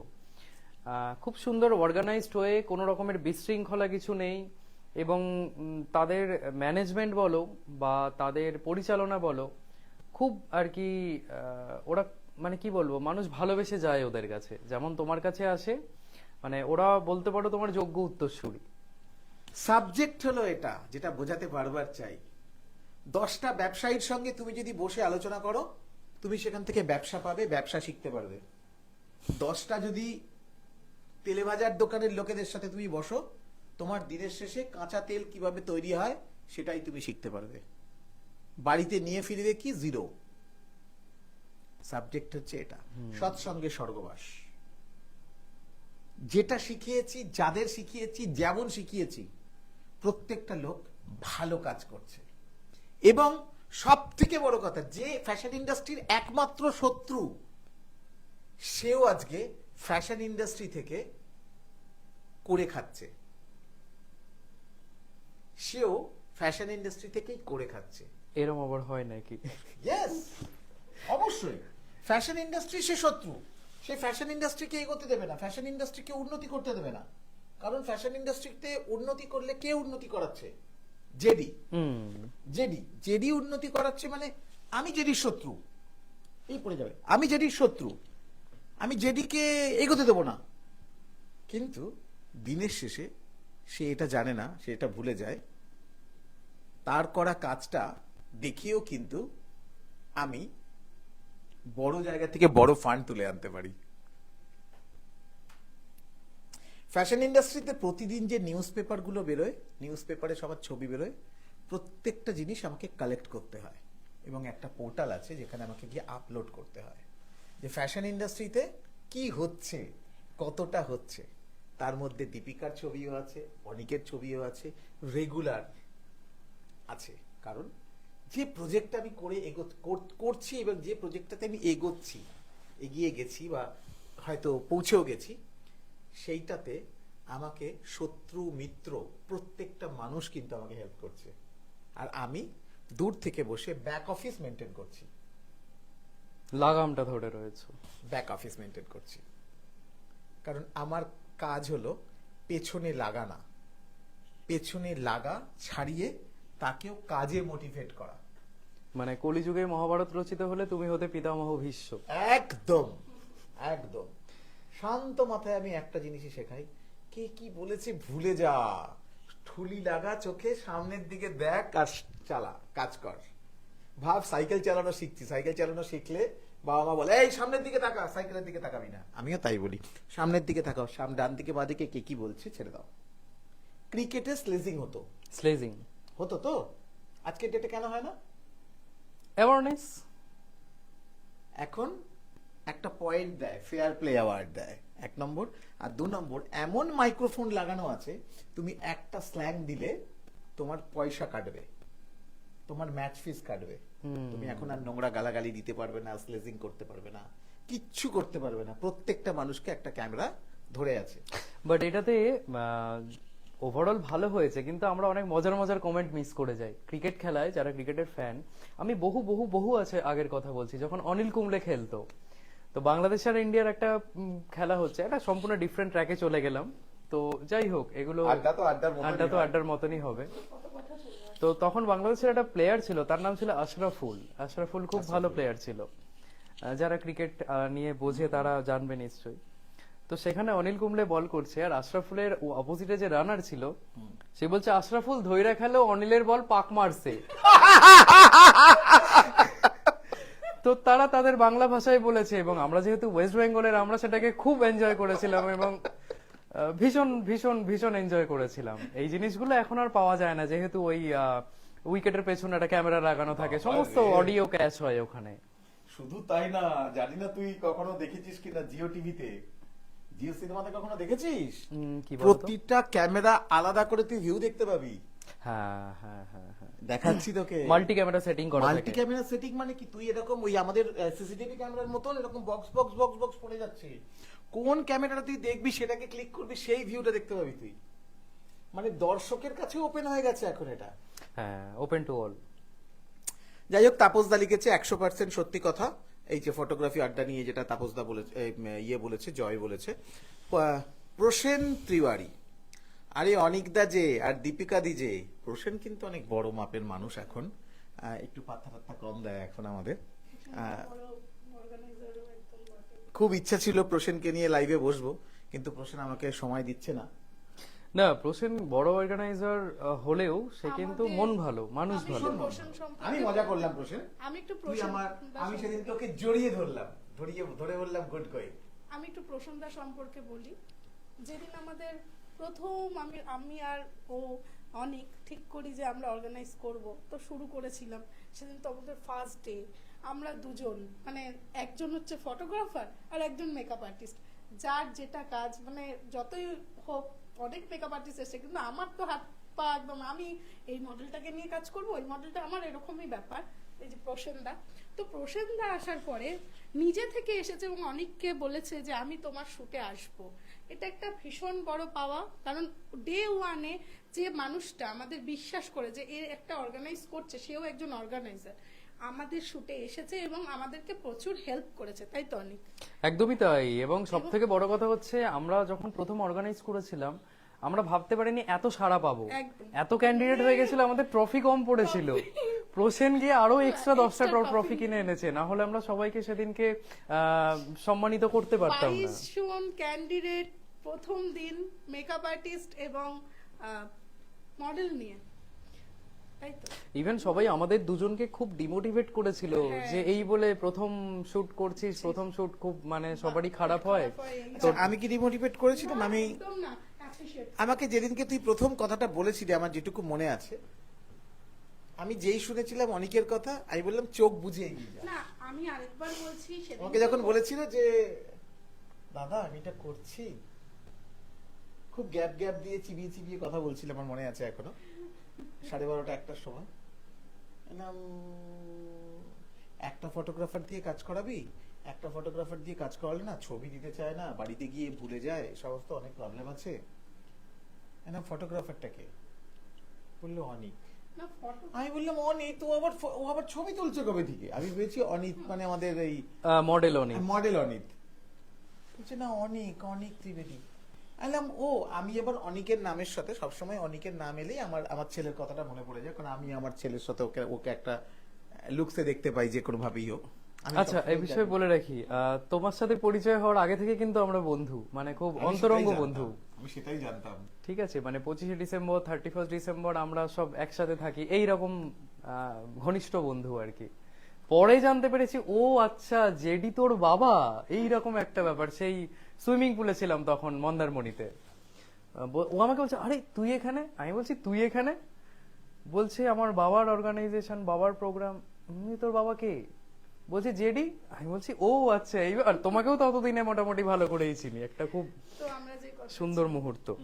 তো প্রসন্দাকে আমরা অন ক্যামেরায়, আমি আর অনিক এখানেও বলছি থ্যাংক ইউ প্রসন্দা, অনিকও বল থ্যাংক ইউটা বলাটা আমাদের না দরকার। প্রশ্ন আমার কারণ এতখানি হচ্ছে এতটাই- অন্তরঙ্গ যে ওকে আমি থ্যাংক ইউ বলে ছোট করতে না, পারবো না। আমি অতটা অন্তরঙ্গ হইনি তাই আমি বলছি, কারণ প্রচুর হেল্প করেছিল। একটা মানুষকে ট্রফি দেব, সেখানে ট্রফি কম পড়ছে, আমাদের ওখানে সবাইকে যে লাঞ্চ দিতে হবে সেটাও ও ডিস্ট্রিবিউট করে গেছে। এবং শুধু রানাঘাট থেকে এসেছে শুধু রানাঘাট থেকে এসেছে। শরীর খারাপ নিয়ে। আমার কাছে এটা বড় পাওনা, মানে আর তারপরে আমি বলবো আমাদের ক্যান্ডিডেটদের, এটা না বললেই না যে ডে ওয়ানে আমাদের কোনো আগে পিছে কোনো অর্গানাইজেশনের কোনো নাম নেই, কিছু নেই, ফার্স্ট দিনেই আমাদের কাছে যে এতগুলো ক্যান্ডিডেট ভরসা করে বিশ্বাস করে এসেছিল। পেছনেই দেখা যাচ্ছে মোনালিসাকে, area আগের play। ছবিটা, হ্যাঁ। মোনালিসা, সে তো মানে একদম খুব, এই যে মোনালিসা যে মেয়েটা আমাদের প্রথম বিশ্বাস করেছিল, এবং সে আউটডোর ইনডোর দুটো করেছিল, রাত্রি 10টা অবধি বসেছিল যে আগে তুমি সবাইকে ছেড়ে দাও, আমারটা পরে হবে কিন্তু ভালো হবে। বাহ বাহ। মানে এটা আমাদের একটা ভালো পাওনা। তারপর আমার ছোট্ট একটা মিষ্টি মডেল এসেছিল সোদপুর থেকে, যার মা কোনোদিন রাস্তায় বেরায় না একা, সে খালি, আমি তার সম্পর্কে মাসি হই, পিঙ্কি মাসি করছে আর আমি সেখানে যাব। ও যখন একা চলে আসছে আমি বললাম তুই তোর আসতে হবে না, অন্য সময় আমি তোকে আলাদা করে করিয়ে নেবো। না না, আমি তোমার অ্যাকাউন্টে দেখো সব বাহ, ইয়ে করে বাহ। দিয়েছি। সেই বাচ্চাটাকে নিয়ে এসে কাজটা করে। পেছনেই দেখা যাচ্ছে বিহু, আমাদের আরেক বন্ধু, আরে বাবা, আমার ভীষণ প্রিয়, ভীষণ আমার প্রিয়। আরেক বন্ধু, মানে আমাদের ও সোদপুরে থাকে, আমাদের ভীষণ পরিমাণ। আমাদের ফ্ল্যাটের উল্টো সে দিকেই কিন্তু থাকে। সেদিন আমাদের ক্যান্ডিডেট হয়ে এসেছিল। প্রথমে এসেছিল ক্যান্ডিডেট হয়ে, কিন্তু- এখন একদম মানে দলের সঙ্গে দলের সাথে যুক্ত হয়ে মিশে গেছে। ভীষণ গুণী, ভীষণ গুণী মেয়ে। আমি এইখানে অন লাইভে করজোরে সবাইকে বলছি থ্যাংক ইউ, আমাদের প্রথম দিনে এত সাড়া দেওয়ার জন্য। এখনো ডে ওয়ানে যারা প্রথম দিন ছিল তারাও ফোন করে তোমাদের কবে আছে শুট, এটা আমাদের কাছে বিশাল সব থেকে বড় মেনটেন করতে হবে এটা, যে একবার তোমার পরিবারে কানেক্ট হবে সে যেন তোমার থেকে বেরিয়ে না যায়, তোমার কাছে অখুশি না হয়। সবাইকে খুশি করা সম্ভব না, সম্ভব নয়। বাট কেউ যদি অখুশি হয় তাকে স্পেশাল অ্যাটেনশন দাও, দিয়ে তাকে একটা ছোট্ট কথা, পরের বার তোকে এটা করে দেবো, বিশ্বাস রাখ। আর আরেকটা কথা না বললে নয়, তন্দ্রিম এসেছিল হাওড়ার সাকরাইল থেকে, ওর সাথে আমার ফেসবুকে বন্ধুত্ব, কিন্তু আমার কাজকেও পছন্দ করতো, তারপরে অনেকের কাজও পছন্দ করতো। তন্দ্রিম সেটাই তো, তোকে ফেসবুকে দেখে সামনে দেখে চিনতে পারেনি, না, এবার একটু বাড়াবাড়ি। সব এআই থেকে ছবি টবি ছেড়েছিলি। হ্যাঁ, আমি আরেকটা কথা বলছি, এটা নিয়েও একটা ভালো টপিক বলেছো। সবার কাছে একটা ধারণা মেকআপ আর্টিস্ট মানে হেভি সুন্দর হবে, এই হবে। না অবশ্যই তুই সুন্দরী, ঠিক আছে, এরকম অবশ্যই তুই সুন্দরী। আমি একটা কথা বলছি, আরেকবার বলছি, আমি সবকিছুর আগে হচ্ছে আমি একজন মা। আমি নিজেকে, এখন আমার মেয়ে 10, তো আমার মেয়েকে তৈরি করতে, ছেলেকে তৈরি করতে গিয়ে নিজের প্রতি যত্নটা কতটা করতে পারি জানি না, তবে ওই খালি মেকআপের প্রতি যত্ন আমি মনে করি কাজটাই মেন জিনিস, তাই না? কোনো একটা মা আমাকে কি বলেছিল জানিস, কোনো একটা মা আমাকে বলেছিল, আমি বললাম হ্যাঁ রে তুই এত মোটা কেন রে, তখন সে বলেছিল দাদা ছেলে মেয়েরা না খেতে পারে না, আর ওই সব খাবারগুলো আমায় খেতে হয়। না, সেটাও বলতে পারো, মোটা টোটা আমার এসব কারোর কোনো আওয়াজও কানে লাগে না। খালি আমার একটাই কাজ হচ্ছে, আমি একদম ঘোড়ার যেরকম পাট্টি পরানো থাকে আমারও সেরকম, আমার ছেলে মেয়ের দিকে ফোকাস আর আমার কাজের দিকে ফোকাস, আর সবকিছু কে কি আওয়াজ দিলে আমি মনে করি আমার 3 কাল গিয়ে 1 কালে ঠেকেছে। বর আছে, বিয়ে করে নিয়েছে, আর কিসের সাজ করছে, মেন হচ্ছে আমি লোককে সাজাতে এসেছি, সাজাবো। তো এরকম করে পছন্দ না হলে বলে দেবে, যে যে প্রোগ্রামে যাবো তখন একটু সাজুগুজু করে নেবো, তাই না? না না তুই সাজুগুরু না এখন এখন ভাবো- অব্দি কেউ দীপিকাকে বলেনি দুস তোমাকে দেখতে খুব দেখতে ভালো বাজে, না, আমি তোকে তোমার কাছে দেখতে সাজবো সুন্দর। না। এই বাচ্চাটা যে যার মা হ্যাঁ, হ্যাঁ, সোদপুর থেকে, দেখো ওটা সোদপুর থেকে নিয়ে এসেছিল, এবং প্রথম কাজ যারা, এটা হচ্ছে আমার একটা বিগ লস, এটাও এখন দেখাচ্ছে মেকআপ কি ফরএভার 52 প্রো আর্টিস্টের একটা প্রথম দিনই কিরকম দাম হতে পারে, সেটা আমার মেকআপ আর্টিস্ট যারা বন্ধুরা আছে তারাই জানে, সেটা করে ভেঙে গেছিল, খুব কষ্ট পেয়েছিলাম। কিন্তু সকালে তো গাল ঘষে নিতে পারতি। কিন্তু এই যে, কিন্তু শুটটা যখন কমপ্লিট হয় সেই কষ্টটা চলে গেছে। ও লাস্ট শুটে আমার ঘড়িটা হারিয়ে গেছে, বাহ, হারায় কি করে বলো? স্টুডিওর মধ্যে তো তোর এই ছবিটা দেখে আমার মনে পড়লো। স্টুডিওর ভেতরে হারায় কি করে? হ্যাঁ, বাচ্চাটা হচ্ছে যাই হোক, ডালিয়া চ্যাটার্জি লিখেছে ওয়াও ফ্যান্টাস্টিক জেডিদার এই লাইভ প্রোগ্রামগুলো কিছু করতে পারবো তোমার হাত ধরে, গুলোয় কিছু করতে পারবো তোমাদের হাত ধরে। Thank you. অবশ্যই তালিয়া, অবশ্যই করতে পারবি তুই। অবশ্যই প্রতাপ দাশগুপ্তর সাথে যোগাযোগ কর। পারলে শনিবার দিন প্রতাপ দাশগুপ্তর জন্মদিন আছে, নন্দনে চলে আসিস, দেখা হবে। সবাইকে বলছি প্রতাপদার 55 বছরের জন্মদিন এবছর নন্দনে হবে, শনিবার দিন সন্ধ্যে 6টার সময়। সবাইকে আসতে বলা হলো। তাপস দাস লিখেছে ফটোগ্রাফাররা সবসময় ছবি তুলবে, তবে কোনো একটা জনারে। ইয়েস দাদা, এই তো বললো পাখির ছবি তুলতো, এখনো পাখির ছবি তুলছে, খালি শেপটা বদলে গেছে। খালি শেপটা বদলে গেছে। প্রকৃতির ছবি তুলতাম, প্রকৃতির ছবি তুলতাম, এখনো প্রকৃতির ছবি তুলছি। নারী তো প্রকৃতি। নারী তো প্রকৃতি, নারী তো প্রকৃতি, সাবজেক্ট ইজ দ্যাট। তাপসদা লিখেছে, সেটাই বলছি জেডিদা। Thank you তাপসদা। প্রসেন লিখেছে অনিকদা এখন star, superstar and mega star, আরো এগিয়ে চলো অনিকদা অ্যান্ড দীপিকা দিদি। আমার মতো নগণ্য মানুষ অল টাইম তোমাদের পাশে থাকবে। কেন ভাই লাইভে বসে লজ্জা অন্য দিচ্ছ? বলছো কেন? এরকম বলে লজ্জা দিও না। কি বলে, প্রসেনের প্রথম ইভেন্টে গত বছর জানুয়ারি মাসে ও একটা ময়দানে কাগজ ফুলের মাঠে ও একটা ইভেন্ট করেছিল। সেই ইভেন্টে আমার ইচ্ছে ছিল তোকে আমি লাইভেই কথাটা বলবো, মানে তোকে লাইভটা শোটে নিয়ে এটা কথাটা বলবো। আমি তোকে সেই দিনকে লাইভটাতে 5-এ আমি একটা অর্গানাইজার হয়ে তোকে 4.5 দেব, জীবনের প্রথম অর্গানাইজার হিসাবে। একটাই প্রবলেম ছিল যেটা নিয়ে তোরা একটু টেনশন করছিলি, সেটা হলো খাবারটা দেরি করে এসছে। সেটা তো তোরা কি করবি, কিন্তু আলটিমেটলি ভগবান যখন যেটা করেন, আমি সেদিনকে এইটা সবার সামনে বলেছিলাম যে ভগবান যখন যেটা করেন তখন সেটা ভেবে করেন। যে সময় খাবারটা এসছে সেই সময় খাবারটা খাওয়ার পরে আমাদের সবার শরীর ছেড়ে দিয়েছিল। খাবারটা যদি দুপুর 1:30টার সময় আসতো আর আমরা যদি তখন খেতাম, ছবি উঠতো না, খেতে 2 ঘন্টা চলে যেত, ছবি উঠতো না, আর দিনের শেষে শরীর ছেড়ে দিত, লাইটও পড়ে যেত, লাইটটাও পড়ে যেত। এই কথাটা আমি সেদিনকে বলেছিলাম, ভেবেছিলাম তোকে আমি লাইভে সবার সামনে বলবো। থ্যাংক ইউ, অনেক অনেক অনেক সফল হবি। জয় জয় জয় কর্মকার বলেছে, দাদা বড় ফটোগ্রাফার নই, আমার মন্ত্র একটাই, শিখেছিলাম, শিখছি এবং শিখে যাব। একদম বড় বড় মানুষরা এরকমই কথা বলে যায়। জীবন তো একটা লার্নিং প্রসেস। Yes. 60-70 বয়সে কিছু গিয়েও নতুন কিছু শিখে। জয় কর্মকার একটা স্পেশাল ব্যাপার বলি, যেদিনকে জয়ের বিয়ে তার আগের দিন আমার এখানে লাইভ করে বিয়ে করতে গেছে। বিয়েটাও লাইভে করতে পারতো। জয়, এই কথাটা সারা জীবন ভুলবো না জয়। তারপরে জি বাংলাতে এখন একটা মেয়ে খুব ভালো সিরিয়াল করছে, সেই মেয়েটার বিয়ের দিন আমাদের সাথে শুট করে, রুমাদির কাছে শুট করে তারপরে বিয়ে করতে গেছে। তন্দ্রিম লিখেছে, এত কিছুর মাঝেও আমি আর একজনের নাম না বললে হয়তো অনেকটা ভুল হবে আমার, সবুজ। এখানে যুক্ত হয়ে আমি একটা ভালো ভাই বা ভালো বন্ধু পেলাম, সেটা হলো সবুজ। অনেক সাপোর্ট করে আমাকে প্রথম দিন থেকে, ওই যাকে আমি কালকে বলছিলাম, যে হচ্ছে বর সেজেছে। আমি কালকে বর্বর বলে ডাকছিলাম যাকে, না ভীষণ ভীষণ, ও একটা কথাই বলে, তোমাদের সব ইভেন্টে আমি আছি। বাহ বাহ, মানে আমাকে তোমরা ঠিক করো কি লুক দেবে, আমি কিন্তু তোমাদের সাথে আছি। এইটা একটা কিন্তু বিশাল বড় পাওয়া। হ্যাঁ, মানে যে স্বাধীনতা দিয়ে দিল, হ্যাঁ। আমাদের কোর্টে বল ফেলে দিল, হ্যাঁ। এবার কিন্তু আমাদের আরো চাপ বেড়ে গেল। যে তোমরা যা যা করবে, এরপরে আমাদের ক্যালেন্ডার শুট আসতে চলেছে, সেখানেও তুমি কিন্তু রেডি থেকো, আমি আসছি, আর আমি আসছি মানে তন্দ্রিমও আসছে, মানে এরকম ভাবে কথা বলে। এটা একটা ভালো পাওয়া। Very good.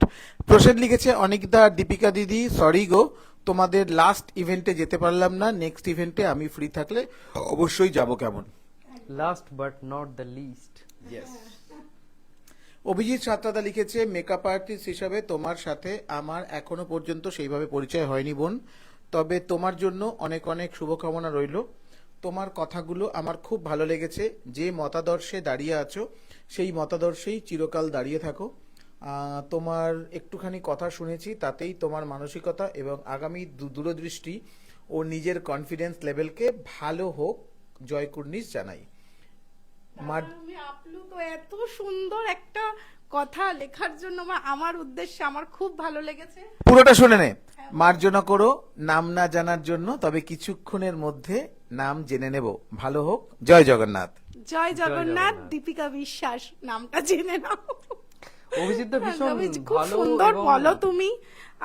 এত সুন্দর যে যার লেখনী, সে যখন সামনে এসে কথা বলবে, বা আমি যদি তার সামনে কোনোদিন যেতে পারি, তো আমি তো শুনেই আপ্লুত হয়ে যাচ্ছি, এতটাই আরো হয়ে যাব। থ্যাংক ইউ দাদা, পাশে হ্যাঁ, থেকে। অভিজিৎদের সাথে আমার আলাপটা বলে নি। একবারই দেখা, এবং সেটা হঠাৎ দেখা, ঠিক আছে, কোনো প্ল্যান নয়। আমরা গেছিলাম ওই কিছু ছবি তোলার পারপাসেই, আমি আর অঙ্কন। এবার সেখানে অঙ্কনের পরিচিত ছিল অভিজিৎ দা, তো সেখান থেকে আমাদের ওই একদিনই দেখা, ওই প্রথম ওই শেষ। অথচ সেই একদিনের দেখাটা কিন্তু একটা কোথাও একটা জায়গা করে নিয়েছে অভিজিৎ দা। এরকম দেখা তো প্রত্যেকদিন হাজার হাজার কোটি কোটি লাখ লাখ মানুষের সাথে হয়, এই জায়গাটা কজন করতে পারে। Yes. অভিজিৎ দা হচ্ছে সেরকম একজন মানুষ। একজনের কমেন্টস আমি পড়িনি, বেরিয়ে গেছিল হয়তো চোখের সামনে থেকে। রাহুল মুম্বাই লিখেছে, গুড ইভিনিং দাদা। Good evening Rahul. আর একটা প্রসেন লিখেছে, থ্যাংক ইউ অনিক দা, দীপিকা দি, আমাকে এতটা ভালোবাসার জন্য, আমাকে এতটা ভালোবাসা ভরসা করার জন্য। অনিক দা আর তুমি, তোমরা দুজনেই খুব ভালো মানুষ, ভালো মানুষ, তাই তোমাদের পাশে আছি অল টাইম। আমার যতটা পারবো সাপোর্ট করে যাব, তোমরা আরো এগিয়ে যাও, আরো কাজ করো, শুধু কাজটাকে একটু একটু হেল্প করো। ওটা ওটা কোলে নিয়ে নে, ওটা কোলে নিয়ে নে। তোমার কথাগুলো আমার খুব ভালো লেগে, সরি, করে যাব, তোমরা আরো এগিয়ে যাও, আরো কাজ করো, শুধু কাজ করে যাও, কাজ কাজ কাজ, অনলি কাজ। অল দ্য বেস্ট অনিক দাদা অ্যান্ড দীপিকা দিদি। ইয়েস, Thank অনেক you. কাজ। Thank you. আরেকটা কথা বললে, প্রথমে আমরা যখন শুরু করেছিলাম বলেছিলাম যে আমাদের এই যেটা হয়, অনেকেও বলেছিল হিংসা হিংসি, এই অর্গানাইজার ওই অর্গানাইজার, এগুলো কিন্তু ভুল কথা। আরো একবার প্রমাণ করে দিল আমাদের প্রসেনদা, কারণ প্রসেনদা একজন বড় অর্গানাইজার। সে বড় অর্গানাইজার হয়েও আমাদের পাশে ছিল, আছে, আর এত সুন্দর কমেন্ট করছে। তো কোথায় লড়াই, কোথায় না, বিবাদ? আমি এমন বহু অর্গানাইজারকে চিনি যারা আমার বহু আগে থেকে কাজ করছে, অথচ তাদের হোয়াটসঅ্যাপ ডিপিতে আমার তোলা ছবি, তার মানে কি তারা আমার ছবিটাকে লাইক করছে। তারা তারা তো হাজারটা ফটোগ্রাফারের সাথে কাজ করছে, কিন্তু মানুষ কোন ছবিটাকে ডিপি করে, যেটা তো সব থেকে পছন্দের। একদম। তো এখানে তো হিংসার জায়গাই নেই। আমার ধারণা অনুযায়ী মিলেমিশে করি কাজ, হারি জিতি না হিলাজ। সবাই মিলে ফুল ফোটাবো, ঠিক আছে, কেউ ফুল ছিড়বো না, এই মানসিকতা যেন কারোর মধ্যে না হয়, ঠিক আছে। এটা যদি হয় তবেই জগৎ সুন্দর। তোর ক্ষেত্রে যেটা হয়, তুই তো ফটোগ্রাফি করিস, ধর আমরা এখন বসে রয়েছি, তুই একটা ফটো তুলে দিবি, সেটা খুব সুন্দর হয়ে যাবে এক্ষুনি। কিন্তু আমার ক্ষেত্রে কি হয়, একটা ক্যানভাস আমি নতুন পেয়েছি, সেখান থেকে আমাকে তৈরি করতে হবে, একটা খালি জায়গাকে আমাকে ফিল করতে হবে। সেই কাজটাতেও যারা প্রথমেই আমাকে ভরসা করেছে, দেখ ভরসা সবাই করতে পারে না, মেকআপের একদমই তাই, ভরসা করাটা একটা বড় গুণ। Thank you. সেখানে এই যে রাই বল, এই যে শ্রীপর্ণা পিছনে যার ছবিটা, এরা কিভাবে একদম- লোকনাথ ট্রাভেলস। না না, ওই কালকে লোকনাথ যে ট্রাভেলস বাচ্চাটা হচ্ছে আমাকে এই তোর সুন্দর করে একটা card দিল কৌশানী। ও এরা না না খুব না, ছোট। রাই রাই আরে রাই কৌশানী, রাই রাই হচ্ছে হচ্ছে- কলসি নিয়ে যে, হ্যাঁ, কলসি নিয়ে। হ্যাঁ, হ্যাঁ। এরা এরা এই যেমন রাতে ফিরলো টোটো করে আমাদের সাথে। হ্যাঁ, ও যেমন বলেই দিল যে আমরা এই ইভেন্টটাও পাচ্ছে না, ওর পরীক্ষা বলে, কিন্তু চেষ্টা করে। এইগুলো একটা না দাদা ভীষণ বড় পাওয়া, তাই তো? একদমই তাই। আমি খুব ইমোশনাল হয়ে যাচ্ছি কথাগুলো শুনে, বেশ ভালো লাগছে, থেকেই তো শেখা। খুব এবং ভালো লাগছে। প্রথম দিন তুমিই বলেছিলে যে দেখ মেকআপ আর্টিস্ট আছিস, ঠিক এরকম করে, মানে দাদার স্টাইলে, ইয়ো স্টাইলে, মেকআপ আর্টিস্ট আছিস, ভালো করে থাক, কিন্তু অর্গানাইজার হওয়ার চেষ্টা কর, আর তুই পারবি। এই যে কথাটা কিন্তু প্রথম কথাটা ওনার মুখ থেকেই বেরিয়েছিল, ঠিক আছে? প্রথম কথাটা ওনার মুখ থেকেই বেরিয়েছিল। তারপর এই অনেকের কথাই বলছি, আমি আর অনেক একদিন ঠিক করলাম, চল আমি সাজাবো, আমরা প্র্যাকটিস করবো, আমি সাজাবো, তুই ফটো তুলবি। আমি ওর কাছে বললাম, তো হবে, বললো আরে তুই কর না, তুই সাজিয়ে আমাকে ডাকবি, আমি আসবো। তো আমরা দুজন এভাবে জার্নিটা শুরু করলাম, প্রচুর এমনিও সাজিয়েছি, তাই তো? আমরা না, আগমনী ওইটা হচ্ছে করিয়েছি। কি, মানে ব্যাপারটা হচ্ছে তখন এরকম অর্গানাইজড ওয়েতে করতাম না, তখন বিক্ষিপ্ত আমরা ভাবে করতাম। বিক্ষিপ্তভাবে করতাম। এবার যে করতে করবো। করতে দেখলাম কি যে আমাদের লোকে profile টা পছন্দ করছে, একদম। ওর কাজ, মেকআপ পছন্দ করছে, আমার তোলা ছবি পছন্দ করছে। তো আমরা ভাবলাম আমরা কেন একটা নতুন মহেন্দ্র কিছু শুরু সিং করতে ধোনি পারি না। খেপ খেলতো কিন্তু, হ্যাঁ আগে খেপ খেলতো কিন্তু, হ্যাঁ পাড়ায় ক্রিকেট কিন্তু খেপ খেলতো। এবং আমরা অর্গানাইজের যে ব্যাপারটা, সেটা কিন্তু আমরা খালি স্টুডিওতে সীমাবদ্ধ রাখিনি, স্টুডিওর আগেও আমরা কাজ করেছি, কিন্তু অর্গানাইজ করেছি। ভক্তির বিল ছিল আমাদের, বারাসাত ভর্তির বিল। বারাসাত ভক্তির বিল আমরা দুটো অর্গানাইজ করে মানে করে এসেছি। তারপরে আমরা সানফ্লাওয়ারে গেছি, সেটা হচ্ছে আমাদের নিয়ে হ্যাঁ, গেছে। সেই ছবিও তো রয়েছে হ্যাঁ, এখানে। তো এরকম ভাবেই আমরা কাজ করছি। আর আমরা এরকম ভাবেই আমরা খালি এখনো বলছি, অন ক্যামেরায় বলছি, শুধু ওই এসি স্টুডিও খালি ওতে না করেও আমরা এখন বাইরে গিয়েও আউটডোরও করব, কারণ এখন কিন্তু মার্কেটে আবার আউটডোরটাও আসছে, তাই তো এই দাদা? যে সানফ্লাওয়ার।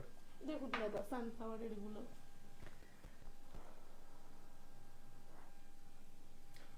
এবার তোদের দুজনের কাছে একটা প্রশ্ন রাখছি।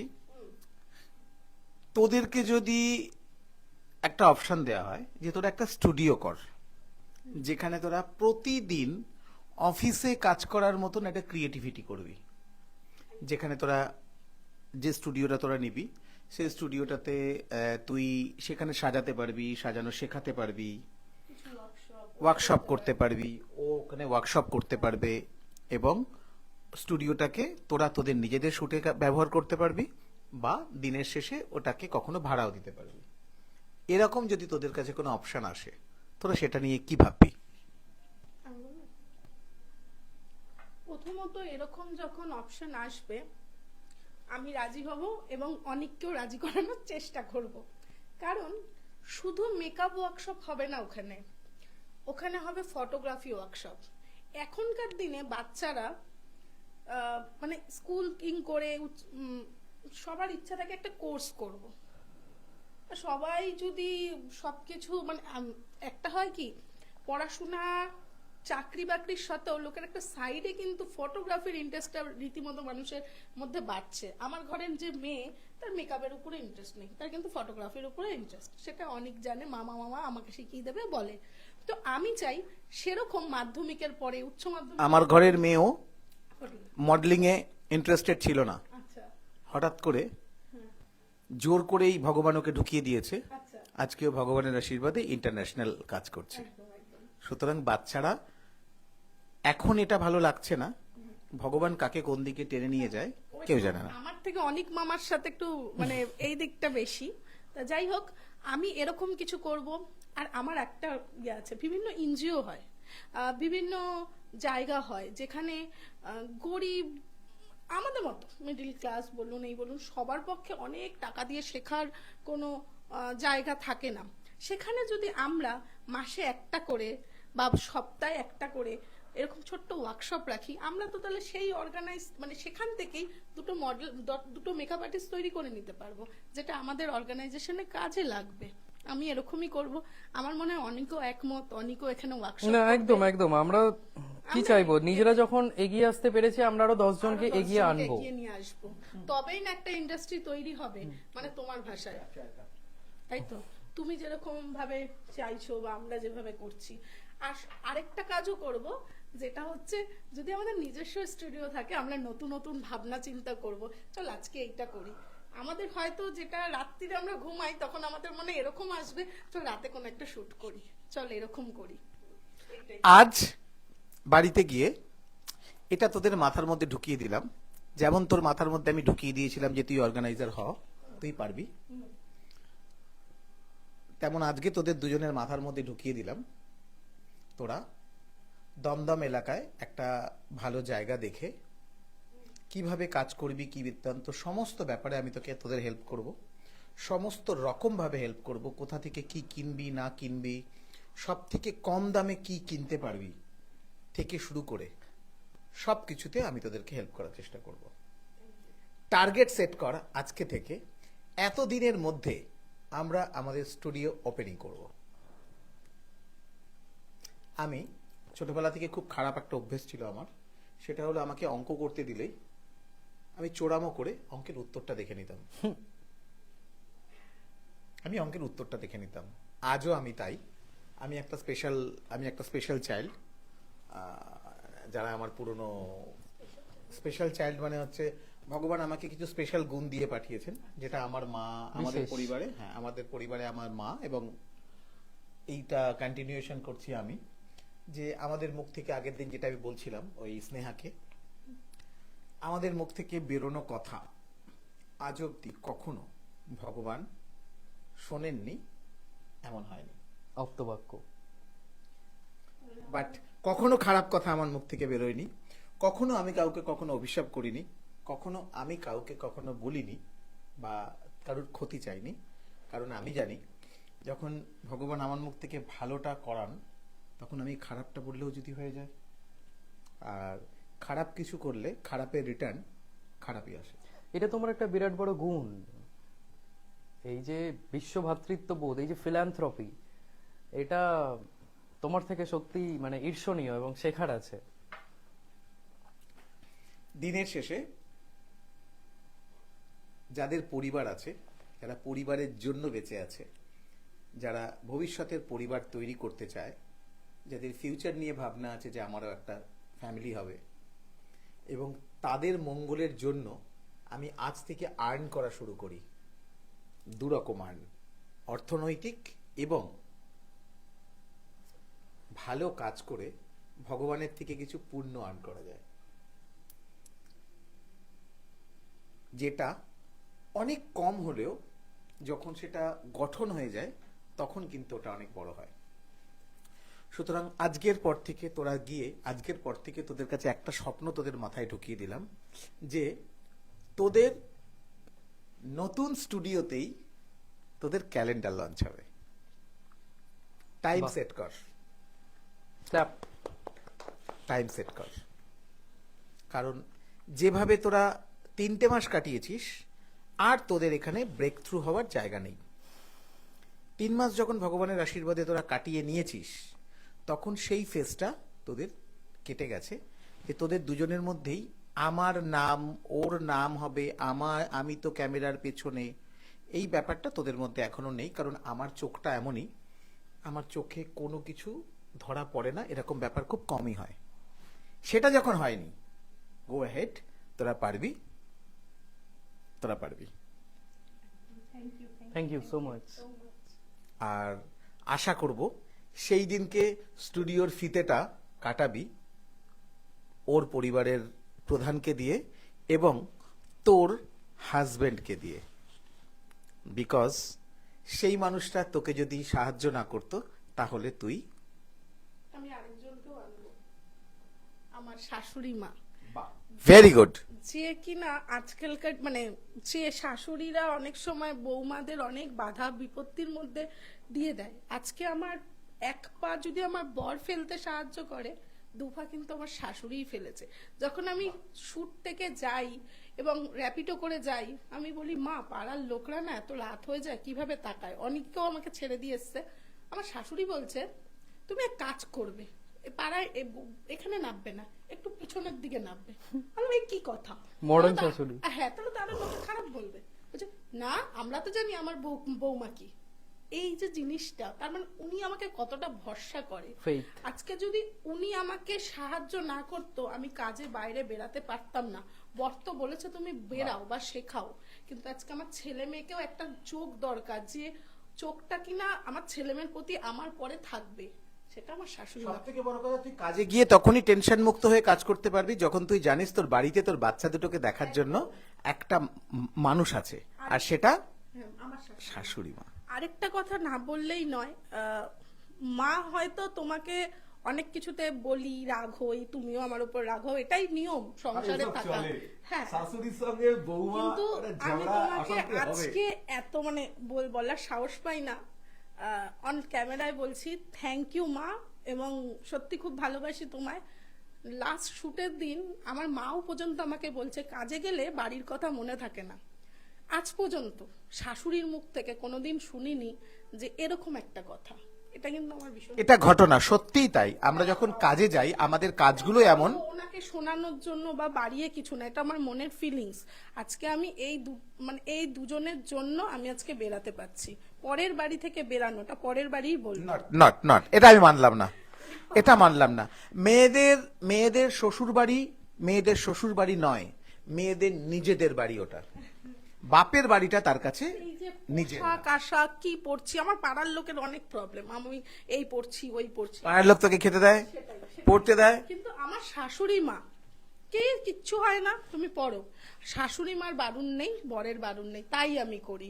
এই মানে এটা তাই জন্য আমি পড়ছি বা করছি। এই জন্য আমি যেদিনকে তোমার শাশুড়িকে নিয়ে একটা ওই এআই তে ছবি তুলে আকাশে উড়িয়ে দিস। এই স্বপ্নটা তুমি না আকাশে ওড়াতে হয় না, উনিও জানে। স্বপ্নটা যেটা বললে বা যেটা দিয়ে দিয়েছো, জানি না কতটা কি ফুলফিল করতে পারো। যদি হয় একটা কথা, একটা কথা, একদম একদম আমি খানিকক্ষণ আগে আমিও একটা কথা বললাম যে আমাদের মুখ থেকে বেরোনো কথা ভগবান শোনেন, কারণ ভগবান জানে এই মানুষটা নিজের জন্য বলছে না, এই মানুষটা এর জন্য চাইছে, বিশ্বভাতৃত্ববোধ। আর উনি আমাকে সেটা দেন, যেটার জন্য বছরে একবার আমি একটা বসন্ত উৎসব করি আমার সারা বছরের কষ্টের টাকা দিয়ে, যাতে অনেক নতুন ছেলে মেয়ে নতুন করে কাজ করতে পারে। কারণ মেবি জানিস যে বসন্ত উৎসব মানেই হচ্ছে প্রচুর ইয়াং জেনারেশন এখানে আসে, এবং তারা যখন ছবিগুলো দেখে তারা তারপরে অ্যাজ এ মডেল কাজ করতে শুরু করে। বা বসন্ত উৎসব এমন একটা শিল্প হয়ে গেছে এখন, বসন্ত উৎসবের জন্য মানুষ মেমোরি কার্ড কেনে, ব্যাটারি কেনে, ক্যামেরা কেনে, লেন্স কেনে, জামা কাপড় তো কেনেই সবাই, এইটা পরে যাবো ওটা পরে যাবো, এটাও কিন্তু অনেক বড় পাওনা। একদম একদম। এবং এই বসন্ত উৎসব একটা মিলন মেলা বলতে পারো। Yes. ওই হেথায় আর্য হেথা অনার্য সমস্ত মানে শক, হুন, দল, পার্সি, মুঘল সমস্ত সম্প্রদায়ের মানুষ এক হয়ে যায় And এখানে। আমি দেখেছি বসন্ত উৎসবে, আমি তো অনেকটা কম টাইমেই ছিলাম, কারণ আমি এক জায়গায় গেছিলাম একটা শুটের কাজেই, একটা ওই কি বলবো, একটা রিসোর্ট ওপেনিং এর কাজে আমি গেছিলাম, মানে ওপেনিং না মানে বিষ্ণুপুর। প্রমোশন, হ্যাঁ বিষ্ণুপুরে। তো সেই দিনকে তার আগের দিন আমি রাতে আসি, পরের দিন আমি চলে যাই। তো যাই যখন সেখানে আমার গরিব কাকু, মানে অনেক যাদেরকে আমি চিনি, যা বড় বড় মেকআপ আর্টিস্ট সবাই এসছে, ভীষণ ভালো লেগেছে। যে এইটুকখানি টাইম ছিলাম, ভীষণ ভালো লেগেছে। মানে আমার এটাই কথা যে বসন্ত উৎসবে বড় বড় মেকআপ আর্টিস্টরাও আসে, বড় বড় মডেলরাও আসে, তাদেরকে ঘুরতে দেখা যায়। আর সেখানেই এখানে আমরাও তারা থাকি, আসে নিজে থেকে ভালোবেসে আসে। ভালোবেসে এটা আসে। হচ্ছে যে জেডির যে ভেতরে ব্যাপারটা আছে, এটা ল অফ অ্যাট্রাকশন, আর তারপরে- প্রচুর মানুষকে না, না, আকর্ষণ তারপরে করতে পারে। অনেকে কি করে, তোর হচ্ছে ইউটিউবে চ্যালেঞ্জ যাদের আছে, ব্লগ করে, তারাও কিন্তু বলে কলকাতায় একটা এরকম বসন্ত উৎসব হচ্ছে যেখানে খুব সুন্দর ব্যাকগ্রাউন্ড তৈরি হয়েছে, চল ভাই আমরা যাই। এই যে জিনিসটা, এটা জেডির পাওনা, জেডির বুকের ছাড়া। ক্যারিজমা। নট পাওনা, ভাবনাটা একটাই। আমি যখন জীবনের সব থেকে খারাপ সময় কাটাচ্ছি, যে মানুষটা সারাদিন এসিতে কাটায়, আমি বলছি না খারাপ ভাবে নেবেন না, যে মানুষটা সারাদিন এক গ্লাস জলটা পর্যন্ত যাকে গড়িয়ে খেতে হয় না, সুখী মানুষ। এক কথা আমি সুখী মানুষই, আমার পরিবার আমাকে সেই লেভেলের ভালোবাসে যে আমাকে কখনো কোনো কিছু করতে হয় না, কিন্তু বাড়িটা মেনটেন আমি করি, বাথরুমটা পরিষ্কার আমিই করি, পুরো বাড়িটা ঝকঝকে চকচকে, এটা ওটা সবকিছু আমি করি, এটা আমার ভালো লাগা। ঠিক সেরকমই আমার সবকিছুর শেষে একটাই স্বপ্ন, চোখ বুজে আকাশের দিকে তাকিয়ে লোকে অনেক কিছু ভাবে, তো আমার ভাবনাটাই এটা, কি করে আমি এতগুলো মানুষকে একটা পদ দেব, রোজগারের একটা পদ দেব।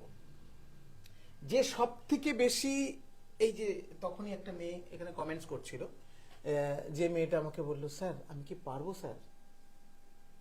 আমি তাকে একটাই কথা বললাম, পারবো মানে পারবো স্যার কি, আবার পারবো, ব্যাস। অলরেডি আজকে তার 2 দিন প্রতাপ দা তাকে ডেকে নিয়েছে একটা কাজে, প্রতাপ দা তাকে একটা কাজে ডেকে নিয়েছে। আর সেকেন্ড কাজটা হচ্ছে তোদের বললাম, কাকে জানাটা বললাম, আমাদের সেকেন্ড কাজের অ্যানাউন্সমেন্টটা করে দিয়েছে। হ্যাঁ সে যাই হোক, আমাদের তো এই আড্ডা শেষ হবে না, মোটামুটি হেভি চলছে, এক ঘন্টা জমে গেছে। জমে গেছে। তো যাই হোক, আমাদের একটু ইয়েটা করি, দেখি কমেন্টস গুলো একটু পড়ে নি। আজকের লাইভ দীপিকা দি কৌস্তব, কৌস্তবের কমেন্ট পড়া হয়নি। কৌস্তবের কমেন্টস পড়া হয়নি, কৌস্তবের কমেন্টস না, এটা কৌস্তব লাইভে আছে, হ্যাঁ আচ্ছা ও এলো, sorry. সৌমলিনা Marik.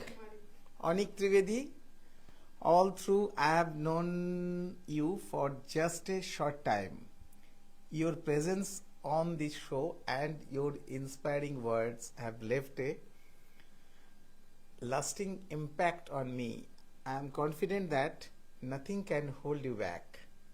Same for Deepika Vishwasdi. Thank you Thanks for- thank you the compliment. ভালো লিখেছে বাবা। ভালো বলেও love you darling.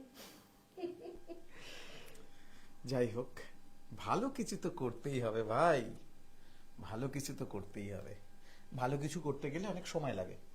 And I really appreciate the way you said, মানে এটা সত্যি একটা বড় প্রাপ্তি। আজকালকার দিনে ভালোকে ভালো বলার মানুষ কমে যাচ্ছে। হ্যাঁ, ওই যে সঠিকভাবে প্রকটভাবে এবং প্রকাশ্যে ভালোটাকে ভালো বলতে পারে, সে সত্যিই আর কি কি বলবো, প্রশংসার যোগ্য। দাদা আরেকটা কথা বলছি আমি, আমাদের কাছে যখনই আমরা পোস্টার পোস্ট করি, পোস্টগুলো কিছু আমাদেরকে মেসেঞ্জারে পাঠায়, বেশিটা আমাকেই পাঠায়, কোথায় হচ্ছে আর লিখি দমদম, কোন স্টুডিও, মানে এরকম টাইপের এক একটা ব্যাপার না, আসে। এটা কিন্তু এইগুলো যারা বলে তারা কিন্তু একটা ক্যাটাগরি, মানে যে ক্যাটাগরিগুলো বিলং করে ABCD অর্গানাইজেশনের ডান হাত বাঁ হাত হিসাবে আর কি, ঠিক দাদা, আছে? আমি মুখস্থ হয়ে গেছে, দেখো, এরপরে কি একটা কি পোস্টার আসতে দেখে চলেছে? যে কোনো মানুষই কিন্তু এনকোয়ারি করবে, সেটা কিন্তু ঠিক, সেটাকে আমরা বলছি না যে কেন তোমরা এনকোয়ারি করছো, কিন্তু এনকোয়ারি করার কোশ্চেন গুলো প্রত্যেকটা শুটে এক হয়ে যাচ্ছে, এবং সব থেকে বড় কথা, এনকোয়ারি করার পর মানুষগুলো গায়েব হয়ে যাচ্ছে, তাদেরকে ট্রেস করা যাচ্ছে না। যাচ্ছে না। তো এবং এটা ঘটে শুধুমাত্র ওর সাথে, আমার সাথে কিন্তু আপনাকে নয়, দেখাই হোক। পার্টিকুলারলি ওর সাথে ঘটছে। আমি এগুলোর এবার একটা একটা সহজ কথা বলি। সলিউশন বলে দিচ্ছি। না, আমি এটার ব্যাপারে একটু বলি। ভুলে যাব। আচ্ছা, সলিউশনটা কি? হ্যাঁ, এটা সেটা একটু রাখ, বলো। আগেরটা রাখ, আগেরটা রাখ। সলিউশনটা হচ্ছে, ও মা, এই বাচ্চাটা অনন্যা, তোর আগেরটা না না না, কপালটা দেখ, কপাল শুরু। এটা অনন্যা। আমি এনার একটু পরিচয় দিই। এরা জিৎ তোমার ইয়েতে আসবে বলেছিল, কিন্তু আমার সময় হয়নি বলে আমি ইনভাইট করতে পারিনি। এখন ওরা ব্যাংককে। জিৎ আর হচ্ছে বিপাশা, এরা হচ্ছে টলিউডের এখন বেস্ট কি বলবো তোমার কোরিওগ্রাফার। তো এনারাও আমাদের কাছে একদিন গেস্ট হিসাবে আসবে, আগের থেকে অ্যানাউন্সমেন্ট একদম আসবে। বাহ, এটাই হচ্ছে একটা পাওয়া। এবং এই মেকআপটা আমি করেছিলাম, এগুলো সব আমাদের আউটডোর মেকআপ হয়েছিল। আউটডোর শুট গুলো Outdoor যেগুলো, shoot হ্যাঁ গুলো, হ্যাঁ হ্যাঁ। তো এটাই হচ্ছে। এবার যখনই দেখবি, ভুলে যাব, যখনই দেখবি তোকে কেউ প্রশ্ন করছে বা করছে, শুধু তোর ফোনে ওটা বলে this call has been recorded, Yes. ওটা বলে না, না মানে তোর অটোমেটিক। করিনি আমি, যাই হোক, অত ঘাটাঘাটি। ওইটা যদি একটু অন করতে পারিস, ওটাকে শুনিয়ে দেখবি কথা কমে যাবে। এবার আমি একটা সেই মানে সব- বলে ডাকাতি করতে হবে। আচ্ছা, সেই সব মানুষরা যারা আমাকে এই প্রশ্নগুলো করো, আমি তাদেরকে একটু বলছি, তোমরা স্টুডিওটার দিকে বেশি ফোকাস করো, স্টুডিওটার দিকে ফোকাস করো, এটা তোমাদের উচিত, কারণ তোমরাও পে করে আসছো। কিন্তু আমি বলবো, আমাদের যেখানে হয়, মানে আমরা যেখানেই করি না কেন, এত সুন্দর একজন ফটোগ্রাফার যে এত সুন্দরভাবে ফটো তুলে দেওয়ার পর যখন আমাদের মডেলরা বা যে এই দুদিনের যে কাজ যখন পায় না হাতে, তখন তাদের প্রশ্নটা এরকম ভাবে উড়ে যায়, তাই তো? আমি বলি যে- একটু বিষয়টা, হ্যাঁ, মানে বিষয়টা হচ্ছে আমি কতটা সুন্দরভাবে ডেকোরেট করা আছে সেইটা দেখে যাব, এরকম ভাবনাটা হওয়া উচিত নয়। ভাবনাটা হওয়া উচিত যে আমার কাজটা করছে, যেমন মেকআপ আর্টিস্ট, যে ফটোগ্রাফার, এবং ফটোগ্রাফার যে ছবিটা তুলছে সে ফ্রেমে কতটা দেখাবে কতটা দেখাবে না, এইটা যদি কেউ জেনে যায় না, আমি যদি কাউকে মানে ভীষণ অখাদ্য, মানে চোখে দেখে যেটাকে পছন্দ হবে না সেখানে গিয়েও ছবি তুলি, আমি পার্টিকুলার যদি একটা ফ্রেম সেখানে ধরতে পারি যে যেটুকু আমি দেখাতে চাইছি, সেটাই কিন্তু ভূয়সী প্রশংসায় প্রশংসিত হবে। এবং আমাদের মুখের সামনে অনেকে বলেও দেয়, এই স্টুডিও, মানে মুখটা এরকম করে। না, সেইটা হয় কি, মানে এই ধরনের এই ক্যাটাগরির কোশ্চেন যারা করে তারা ভাবে যে এই অর্গানাইজার, আচ্ছা রেজিস্ট্রেশন কিরকম কি আছে, এত, আচ্ছা এত টাকা রেজিস্ট্রেশন নিয়ে তার বদলে এই এই এই এই জিনিসগুলো দিচ্ছে, আচ্ছা বি রেজিস্ট্রেশন কত, এত, আচ্ছা এরা এত নিয়ে এত নিচ্ছে, আচ্ছা ওরা এই এই জিনিসগুলো দিচ্ছে, এরা এগুলো দিচ্ছে, অথচ এরা এত টাকা নিচ্ছে, এরা এত টাকা নিচ্ছে, তাহলে আমি বেশি টাকা কেন দেবো, কম টাকারটা করি। কিন্তু বেশি কেন নিচ্ছে সেটা যারা জানে, আইফোন কেনার পাবলিক কিন্তু কখনো গিয়ে তোমার কোয়ার্টি কিপ্যাড ফোন কিনবে না। মার্কেটে তো সবই বিক্রি হয়, মার্কেটে যেমন লাখ টাকার ফোন বিক্রি হয় তেমন 10,000 টাকারও ফোন বিক্রি হয়। ফোন একটা আইফোনের দাম এই মুহূর্তে 60,000 টাকা থেকে শুরু হয়, আর একটা ভালো কোয়ালিটির ফোনও স্যামসাং এর একটা গ্যালাক্সি ও 60,000 টাকা থেকে শুরু হয়। কিন্তু মানুষের মাইন্ডসেট থাকে, মানুষ যার যেটা দরকার সে সেটা কিনে নেয়। হ্যাঁ, কোম্পানি কখনো মানুষের হয়তো প্রচারটা করে। সমস্ত অর্গানাইজারকে একটা অনুরোধ করছি, আমি অর্গানাইজারদের জন্য একটা ছোট্ট লাইভ করব ভেবেছিলাম। সেটা হলো আমরা পোস্টারে লিখি ফুডিং, মানে এক কথায় তুমি আমার শুটে এলে তুমি যে টাকাটা দিচ্ছ সেখানে তোকে আমি খেতে দেবো, লাঞ্চ। লাঞ্চ। প্লিজ, এই কথাটা খুব চিপ। কেউ কারোর বাড়িতে গেস্ট হয়ে এলেও, বাড়িতে গেস্ট এলেও তাকে আমরা চা, বিস্কিট এবং যার যেমন সামর্থ্য সে তার গেস্টকে অতিথি ভেবে সেইটুকুনি খাবার দেয়। বিয়ে হবে কি হবে না জানি না, তারপরেও সম্বন্ধ দেখতে এলে রাক্ষসের মতন গেলানো হয় তাদের। জানে না কিন্তু যে তার সাথে বিয়ে হবে কি হবে না। একদমই তাই। সেখানে আমরা নিজেদের পরিবারের মধ্যে একটা মেম্বারকে টানছি, অ্যাট্রাক্ট করছি, তাকে আমাদের সাথে ভবিষ্যতে তার চলার পথে তাকে আমি সাহায্য করতে এগিয়ে এসেছি, হয়তো সামান্য কিছু পয়সার বিনিময়, কারণ পয়সাটা না হলে তো এই কাজটা করতে পারবে না। সেখানে তাকে খেতে দেব, লাঞ্চ দেব, এই ব্যাপারটা না, এটা ধীরে ধীরে অবসলেট হওয়া উচিত। এটা খুব মানে একটা দৃষ্টিকটু এবং চিপ না, ব্যাপার আর কি। অনেকে যারা আছে মডেলরাও বলে মানে ফুডিংটা, আর কিন্তু এটা তারা হয়তো কোনো বাজে এক্সপিরিয়েন্স পেয়েছে কোনো জায়গা থেকে, সেই ভয় থেকে তারা হয়তো সেটা হ্যাঁ, জিজ্ঞেস যেমন করে। মানুষকে খুব সহজে খুশি করা যায়। বসন্ত উৎসবে এসে যেদিকে সবাই খোঁজার একটা ছোট্ট কারণ আছে, জানিস কি? শুনি। জানিস না? একটা ছোট্ট কারণ আছে। কারণটা হলো এটা, কেউ একজন শুনেছিল জেডিদা খুব বড় একটা অর্গানাইজার, বাট তার মধ্যে কোনো অহংকার নেই। সে যখন আমি পর্যন্ত এসে পৌঁছয়, তাকে আমি একটা ওয়ার্ম হাক করি, সাথে তার হাতে একটা জলের বোতল দিই। কেউ খেয়াল করেছে কিনা জানি না, খেয়াল করেছিস কিনা জানি না। আমি এবছর বসন্ত উৎসবেও 10,000 বোতল জল বিলি করেছি। 10,000 বোতল জল বিলি করেছি। হ্যাঁ, আমি ছিলাম ওই এক্সিবিশনের ওখানে রাখা ছিল জলগুলো। 10,000 বোতল, মানে এই ঘরটার পুরো এই জায়গাটা পুরো ভর্তি হয়ে গেছে। 3টে ম্যাটাডোরে করে এসছে, ম্যাটাডোর নয়, কি যেন টেম্পো, টেম্পুর হাতি নাকি ছোট হাতিতে করে 3টে হাতি করে এসছে। সেখানে আমি প্রত্যেকটা মানুষকে একটা জল দিয়ে কিন্তু তার থেকে কিন্তু একটা ভাইবস কেড়ে নিয়েছি। জলের মতো সহজ হয়ে গেল সব মানুষের গুলোর কাছে। যখনই কোনো বাচ্চা তোদের কাছে কাজ করতে আসবে, তাদেরকে একটা জলের বোতল, যেটার দাম অনলি 5 টাকা, একটা জলের বোতল হাতে দিয়ে দেয়। দিনের শেষে খাবার একটা নির্দিষ্ট টাইমিং কর, বাবা তুই খেয়ে আয়, আগে মা তুই খেয়ে আয়, যা। এই যে টাইপ অফ দ্যাট কেয়ারিং ব্যাপারটাই কিন্তু মানুষ মনে রাখে। ফটোওয়াকে মানুষ কেন আমাকে এখনো চায়, কারণ এই একটাই, অর্গানাইজার যদি ছবি তোলে তাহলে সে 100% সবাইকে মোটিভেট করতে পারে না, বা সবাইকে খেয়াল এই রাখতে জিনিসটা পারে না। আমাদের সাথে হয়। এটা আমাদের সাথে হয়, এবং আমরা তখন ভাবি যে কিরে একজনকে কি আমাদের হায়ার করা উচিত ছিল, মানে এরকম ভাবি, কিন্তু সেই জায়গাটা প্রশান্ত করে দিয়েছে। এই যে হায়ারটা আস্তে আস্তে অন্য, আমি তোদের একটা স্কিম শিখিয়ে দেবো। যখন তোরা আস্তে আস্তে মালিক হয়ে উঠবি, যখন আস্তে আস্তে তোরা তোদের পথের সিঁড়িগুলো যখন আরো বাম্প করবি, তখন এগুলো তোদের শিখিয়ে দেবো। এগুলো তোরা সময়ের সাথে সাথে শিখবি।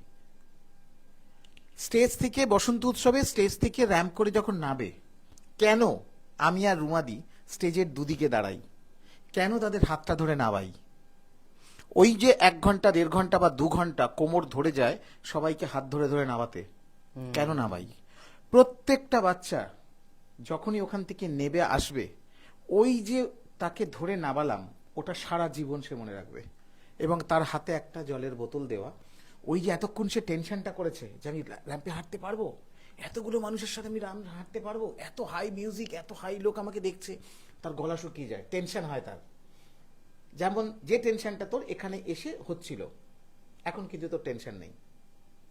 সুতরাং এই যে ভাইবসটা, আমি সেই ভাইবসটাকে ম্যাচ করিয়ে দিলাম কি, আয়, হাত ধরলাম, নামালাম, তার হাতে একটা জলের বোতল দিলাম, তার হাতে একটুখানি গালের রং লাগিয়ে দিলাম। সে কিন্তু জানে না, সব মানুষই কিন্তু জানে না এটাই সেই জেডি, জানে না কিন্তু এটাই সেই রুমাদি, সেটা কিন্তু জানে না।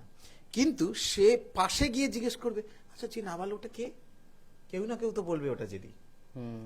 সে তখন ঘুরে এসে বলে, স্যার আপনার সঙ্গে একটা সেলফি তুলবো।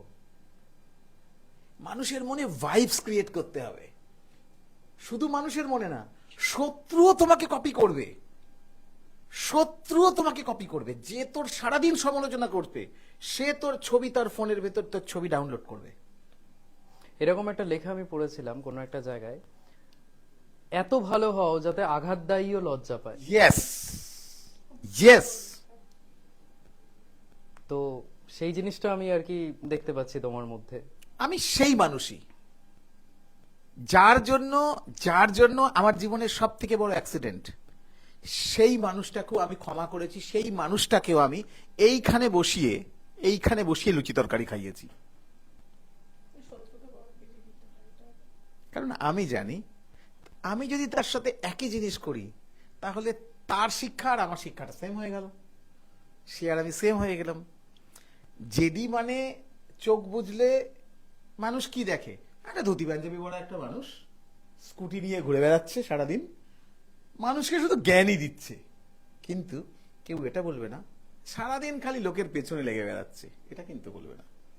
না, ওই যে বললাম, দেখো বসন্ত উৎসব তোমার দেখা দেখি আরো অনেকেই করছে এখন, কিন্তু প্রত্যেকের বসন্তের রং কিন্তু আলাদা। ইয়েস। তো এই রংগুলো যদি একসাথে একাকার হয়ে যায় না, আমার মনে হয় আমরা একসাথে এগোলে আরো অনেক বেশি সুন্দর পৃথিবী, এবং তৈরি তো করতেই পারি সুন্দর পৃথিবী, তার সাথে সাথে আগামী প্রজন্মকে একটা সুন্দর বার্তা দিতে পারি এটাই তো আমি বললাম যে আমরা গালাগালিকে গলাগলিতে পরিণত করেছি, তোমরাও এই পথেই এসো। আমার আমার প্রথম কথাটা তো এটাই ছিল যে অর্গানাইজাররা আমাদেরকে নিয়ে ভাবছে বা বলছে, তারা তো বড়, আমাদের ছোট এই দুধুভাতু ছেলে পেগুলোকেও যদি তারা তাদের সবকিছু দিয়ে সাহায্য করে, বা কিছু না তাদের ক্যান্ডিডেট দিতে হবে, এটা কিচ্ছু নাই, তোরা করছিস ভালো, আমরা আছি, আমরা তো তাদেরকেও, আমার তো ইচ্ছা, ওর ইচ্ছা যেটা আছে, সবাইকে অর্গানাইজারদেরকেও আমরা আমাদের গেস্ট হিসাবে নিমন্ত্রণ পত্র পাঠাবো।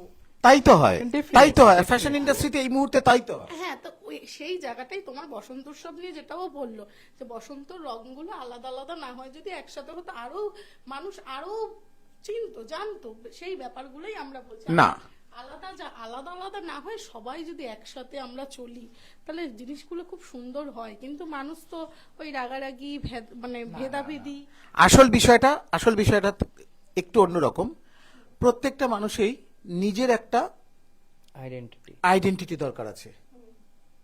সবাই সত্যজিৎ, যারাই ডিরেক্টর হয়েছে আজকে, সবাই কিন্তু সত্যজিৎ রায়কে মনে মনে গুরু ভাবে, বা ঋত্বিক ঘটককে মনে মনে গুরু ভাবে, বা যারা সফল ডিরেক্টর তাদেরকে মনে মনে গুরু ভাবে। আজ যারা বসন্ত উৎসব করছে, ইচ অ্যান্ড এভরিবডি, তাদের কাছে কিন্তু একটা মুখ বসন্ত উৎসবের নামে ভেসে ওঠে, সেটাকে জেরি। ইয়েস, সেটা কিন্তু জেডি। তারাও কিন্তু দিনের শেষে আলোচনা করে যে এই মানুষটা কিন্তু এটাকে নিয়ে ভাবে, এটাকে নিয়ে চিন্তা করে, এটাকে রূপ দেওয়ার চেষ্টা করে, নতুন কিছু চমক দেওয়ার চেষ্টা করে। আমার কাছে চমকটা হচ্ছে যে গেস্ট ওখানে আসবে, সেই গেস্ট নতুন কিছু এখান থেকে নিয়ে যাবে। দিনের শেষে সে এখান থেকে একটা প্রফেশন পাবে, যে প্রফেশন থেকে সে যদি 10 টাকাও কামায়, 0.01% টাকা আমার ব্যাংকে আসবে, আর সেই আমার ব্যাংকে আসা টাকাটা আমার পরিবার এনজয় করবে। এটা আমার মা ছোটবেলা থেকে শিখিয়ে দিয়েছে। একটা বিরাট বড় করে ভাবা। আমি ওই জন্যই তো আমি আমিতে নেই, আমি আমরাতে আছি। আইটা ক্লাব, হোয়াট ইজ আইটা ক্লাব, খায় না মাথায় দেয় ভাই। আইটা ক্লাব কি ইচ এন্ড এভরিবডি সবাই চেনে। আইটাকে কপি করে আইফা হবে, আইটাকে কপি করে আইসা হবে, AITTA হবে, ট্রিপল টিএ হবে, কিন্তু আইটা নামটা সবার মনের ভেতর ঢুকে আছে। যখনই তুমি এটাকে ভাববে তখনই তুমি জেডিটাকে ভাববে, কারণ আমি বসন্ত উৎসব করছি মানে আমি জেডিদার মতন করে বসন্ত উৎসব করতে চাই। এটা ভালো জিনিস। Mother of all organization. আমি করতে চাই বসন্ত উৎসব যেখানে আমার নিজের আইডেন্টিফিকেশন থাকবে যে এটা এই গ্রুপসের বসন্ত উৎসব। আমিও সেটা চাই যে সেখানে গিয়ে অ্যাজ এ গেস্ট এনজয় করে চলে আসি, কারণ নিজের অনুষ্ঠানে তো এনজয় করা যায় না, তাই তো? একদম একদম নিজের একদম। ইভেন্টে এনজয় করা যায় না, নিজের ইভেন্টে সত্যিই এনজয় করা যায় না। যে কারণে আমিও চাই সবার। কিন্তু কিন্তু এখন বসন্ত উৎসবটা এসে দাঁড়িয়ে গেছে কোথায়? আজকে আমি খানিকক্ষণ আগে আমাদের আইটা ক্লাবে বিপসি লিখেছিল যে এই বছর বসন্ত উৎসব, আগামী বছর বসন্ত উৎসবটা কবে। আমি তাকে লিখেছি যে এক্ষুনি ডেটটা জানালাম না, এক্ষুনি ডেটটা জানালে এখন থেকেই এই বছরেই বসন্ত নাটক শুরু হয়ে যাবে। ঋতুরঙ্গশালা। দ্যাট মিনস এটা নিয়ে মানুষের ভাবনাটা কোন লেভেলের আছে, যে জেডি যেখানে বসন্ত উৎসব করে সেখানেই বসন্ত উৎসব করব, তা না হলে ভাই আমার কাছে কেউ আসবে না। এটাও ভাই আইডেন্টিটি তৈরি করা, এটাও আইডেন্টিটি তৈরি করা যে আমার অস্তিত্ব নেই, আমার অস্তিত্ব নেই। আমার অস্তিত্ব তখনই থাকবে যখন আমি জেডির জায়গাতে গিয়ে বসন্ত উৎসব করব। কারণ আমি একটা জিনিস ছেপে দিয়েছি, কলকাতা ময়দানকে আর্টিস্টরা বা কলকাতা ময়দানকে এখন প্রচুর মানুষ কলকাতা বসন্ত উৎসবের নামেও চেনে, বসন্ত উৎসবের মাঠ নামেও চেনে। আগে যেটা গড়ের মাঠ বইমেলার প্রাঙ্গণ হিসেবে চিনতো। বইমেলা প্রাঙ্গণ ছিল, সেটা এখন মানে হালকা হয়ে গেছে। এখন যেটা এখন প্রচুর মানুষ, মানে মেট্রো রেলের কর্মীদের যদি তুই জিজ্ঞেস করিস ময়দানে বসন্ত উৎসবে যাবে, এটা বহু 12 মানুষ, বছর। নট অনলি কলকাতা, বাইরে থেকে বহু মানুষ সামিল হয়।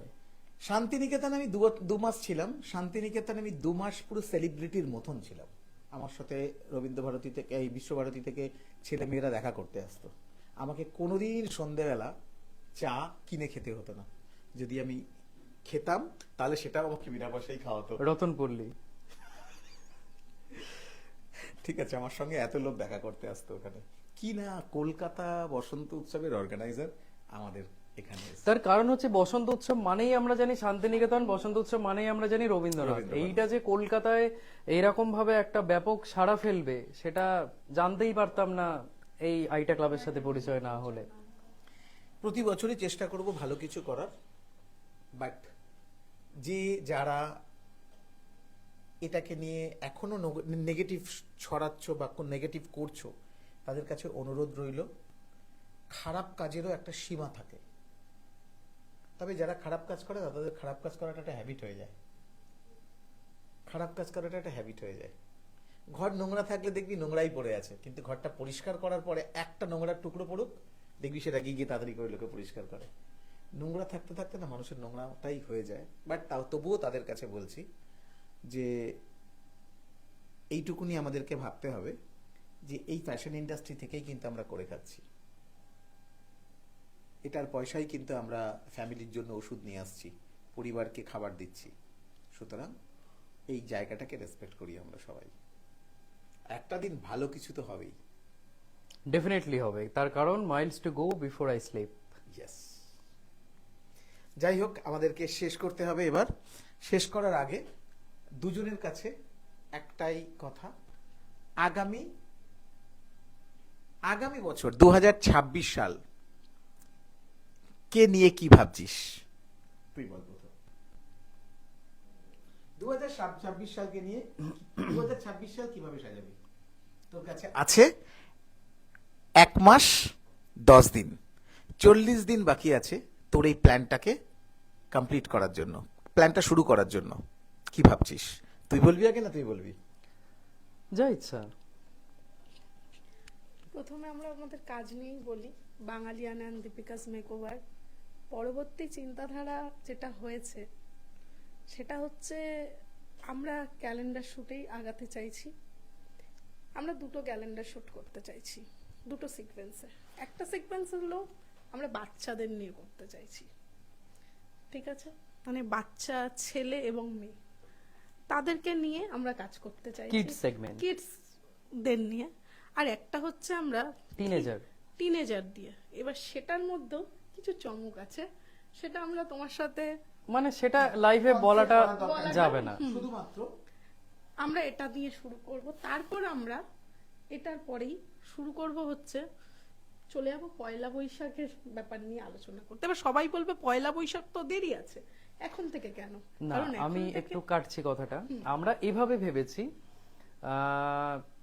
আমরা বছরটা শুরু করব ক্যালেন্ডার লঞ্চ দিয়ে, যেটা সুখবর তুমি একটু আগেই লাইভে ঘোষণা করে দিয়েছো, ক্যালেন্ডার লঞ্চটা কোথায় হবে ইত্যাদি আর কি।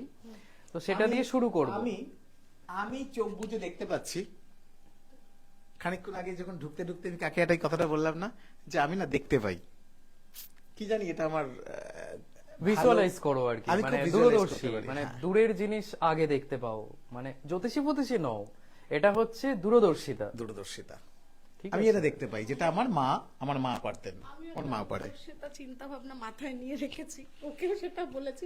আমার খুব শখ, আমি কোনো হল ভাড়া করে বা কোনো কিছু না, আমি একটু র্যাম্প শো করবো, ভেরি গুড, আমি আছি তার জন্য। কিন্তু সেটা হচ্ছে ওপেন এরিয়ায়, যেখানে অনেক লোক দেখতে পারবে, ঠিক আছে? সেরকম কিছু ভাবনা চিন্তা।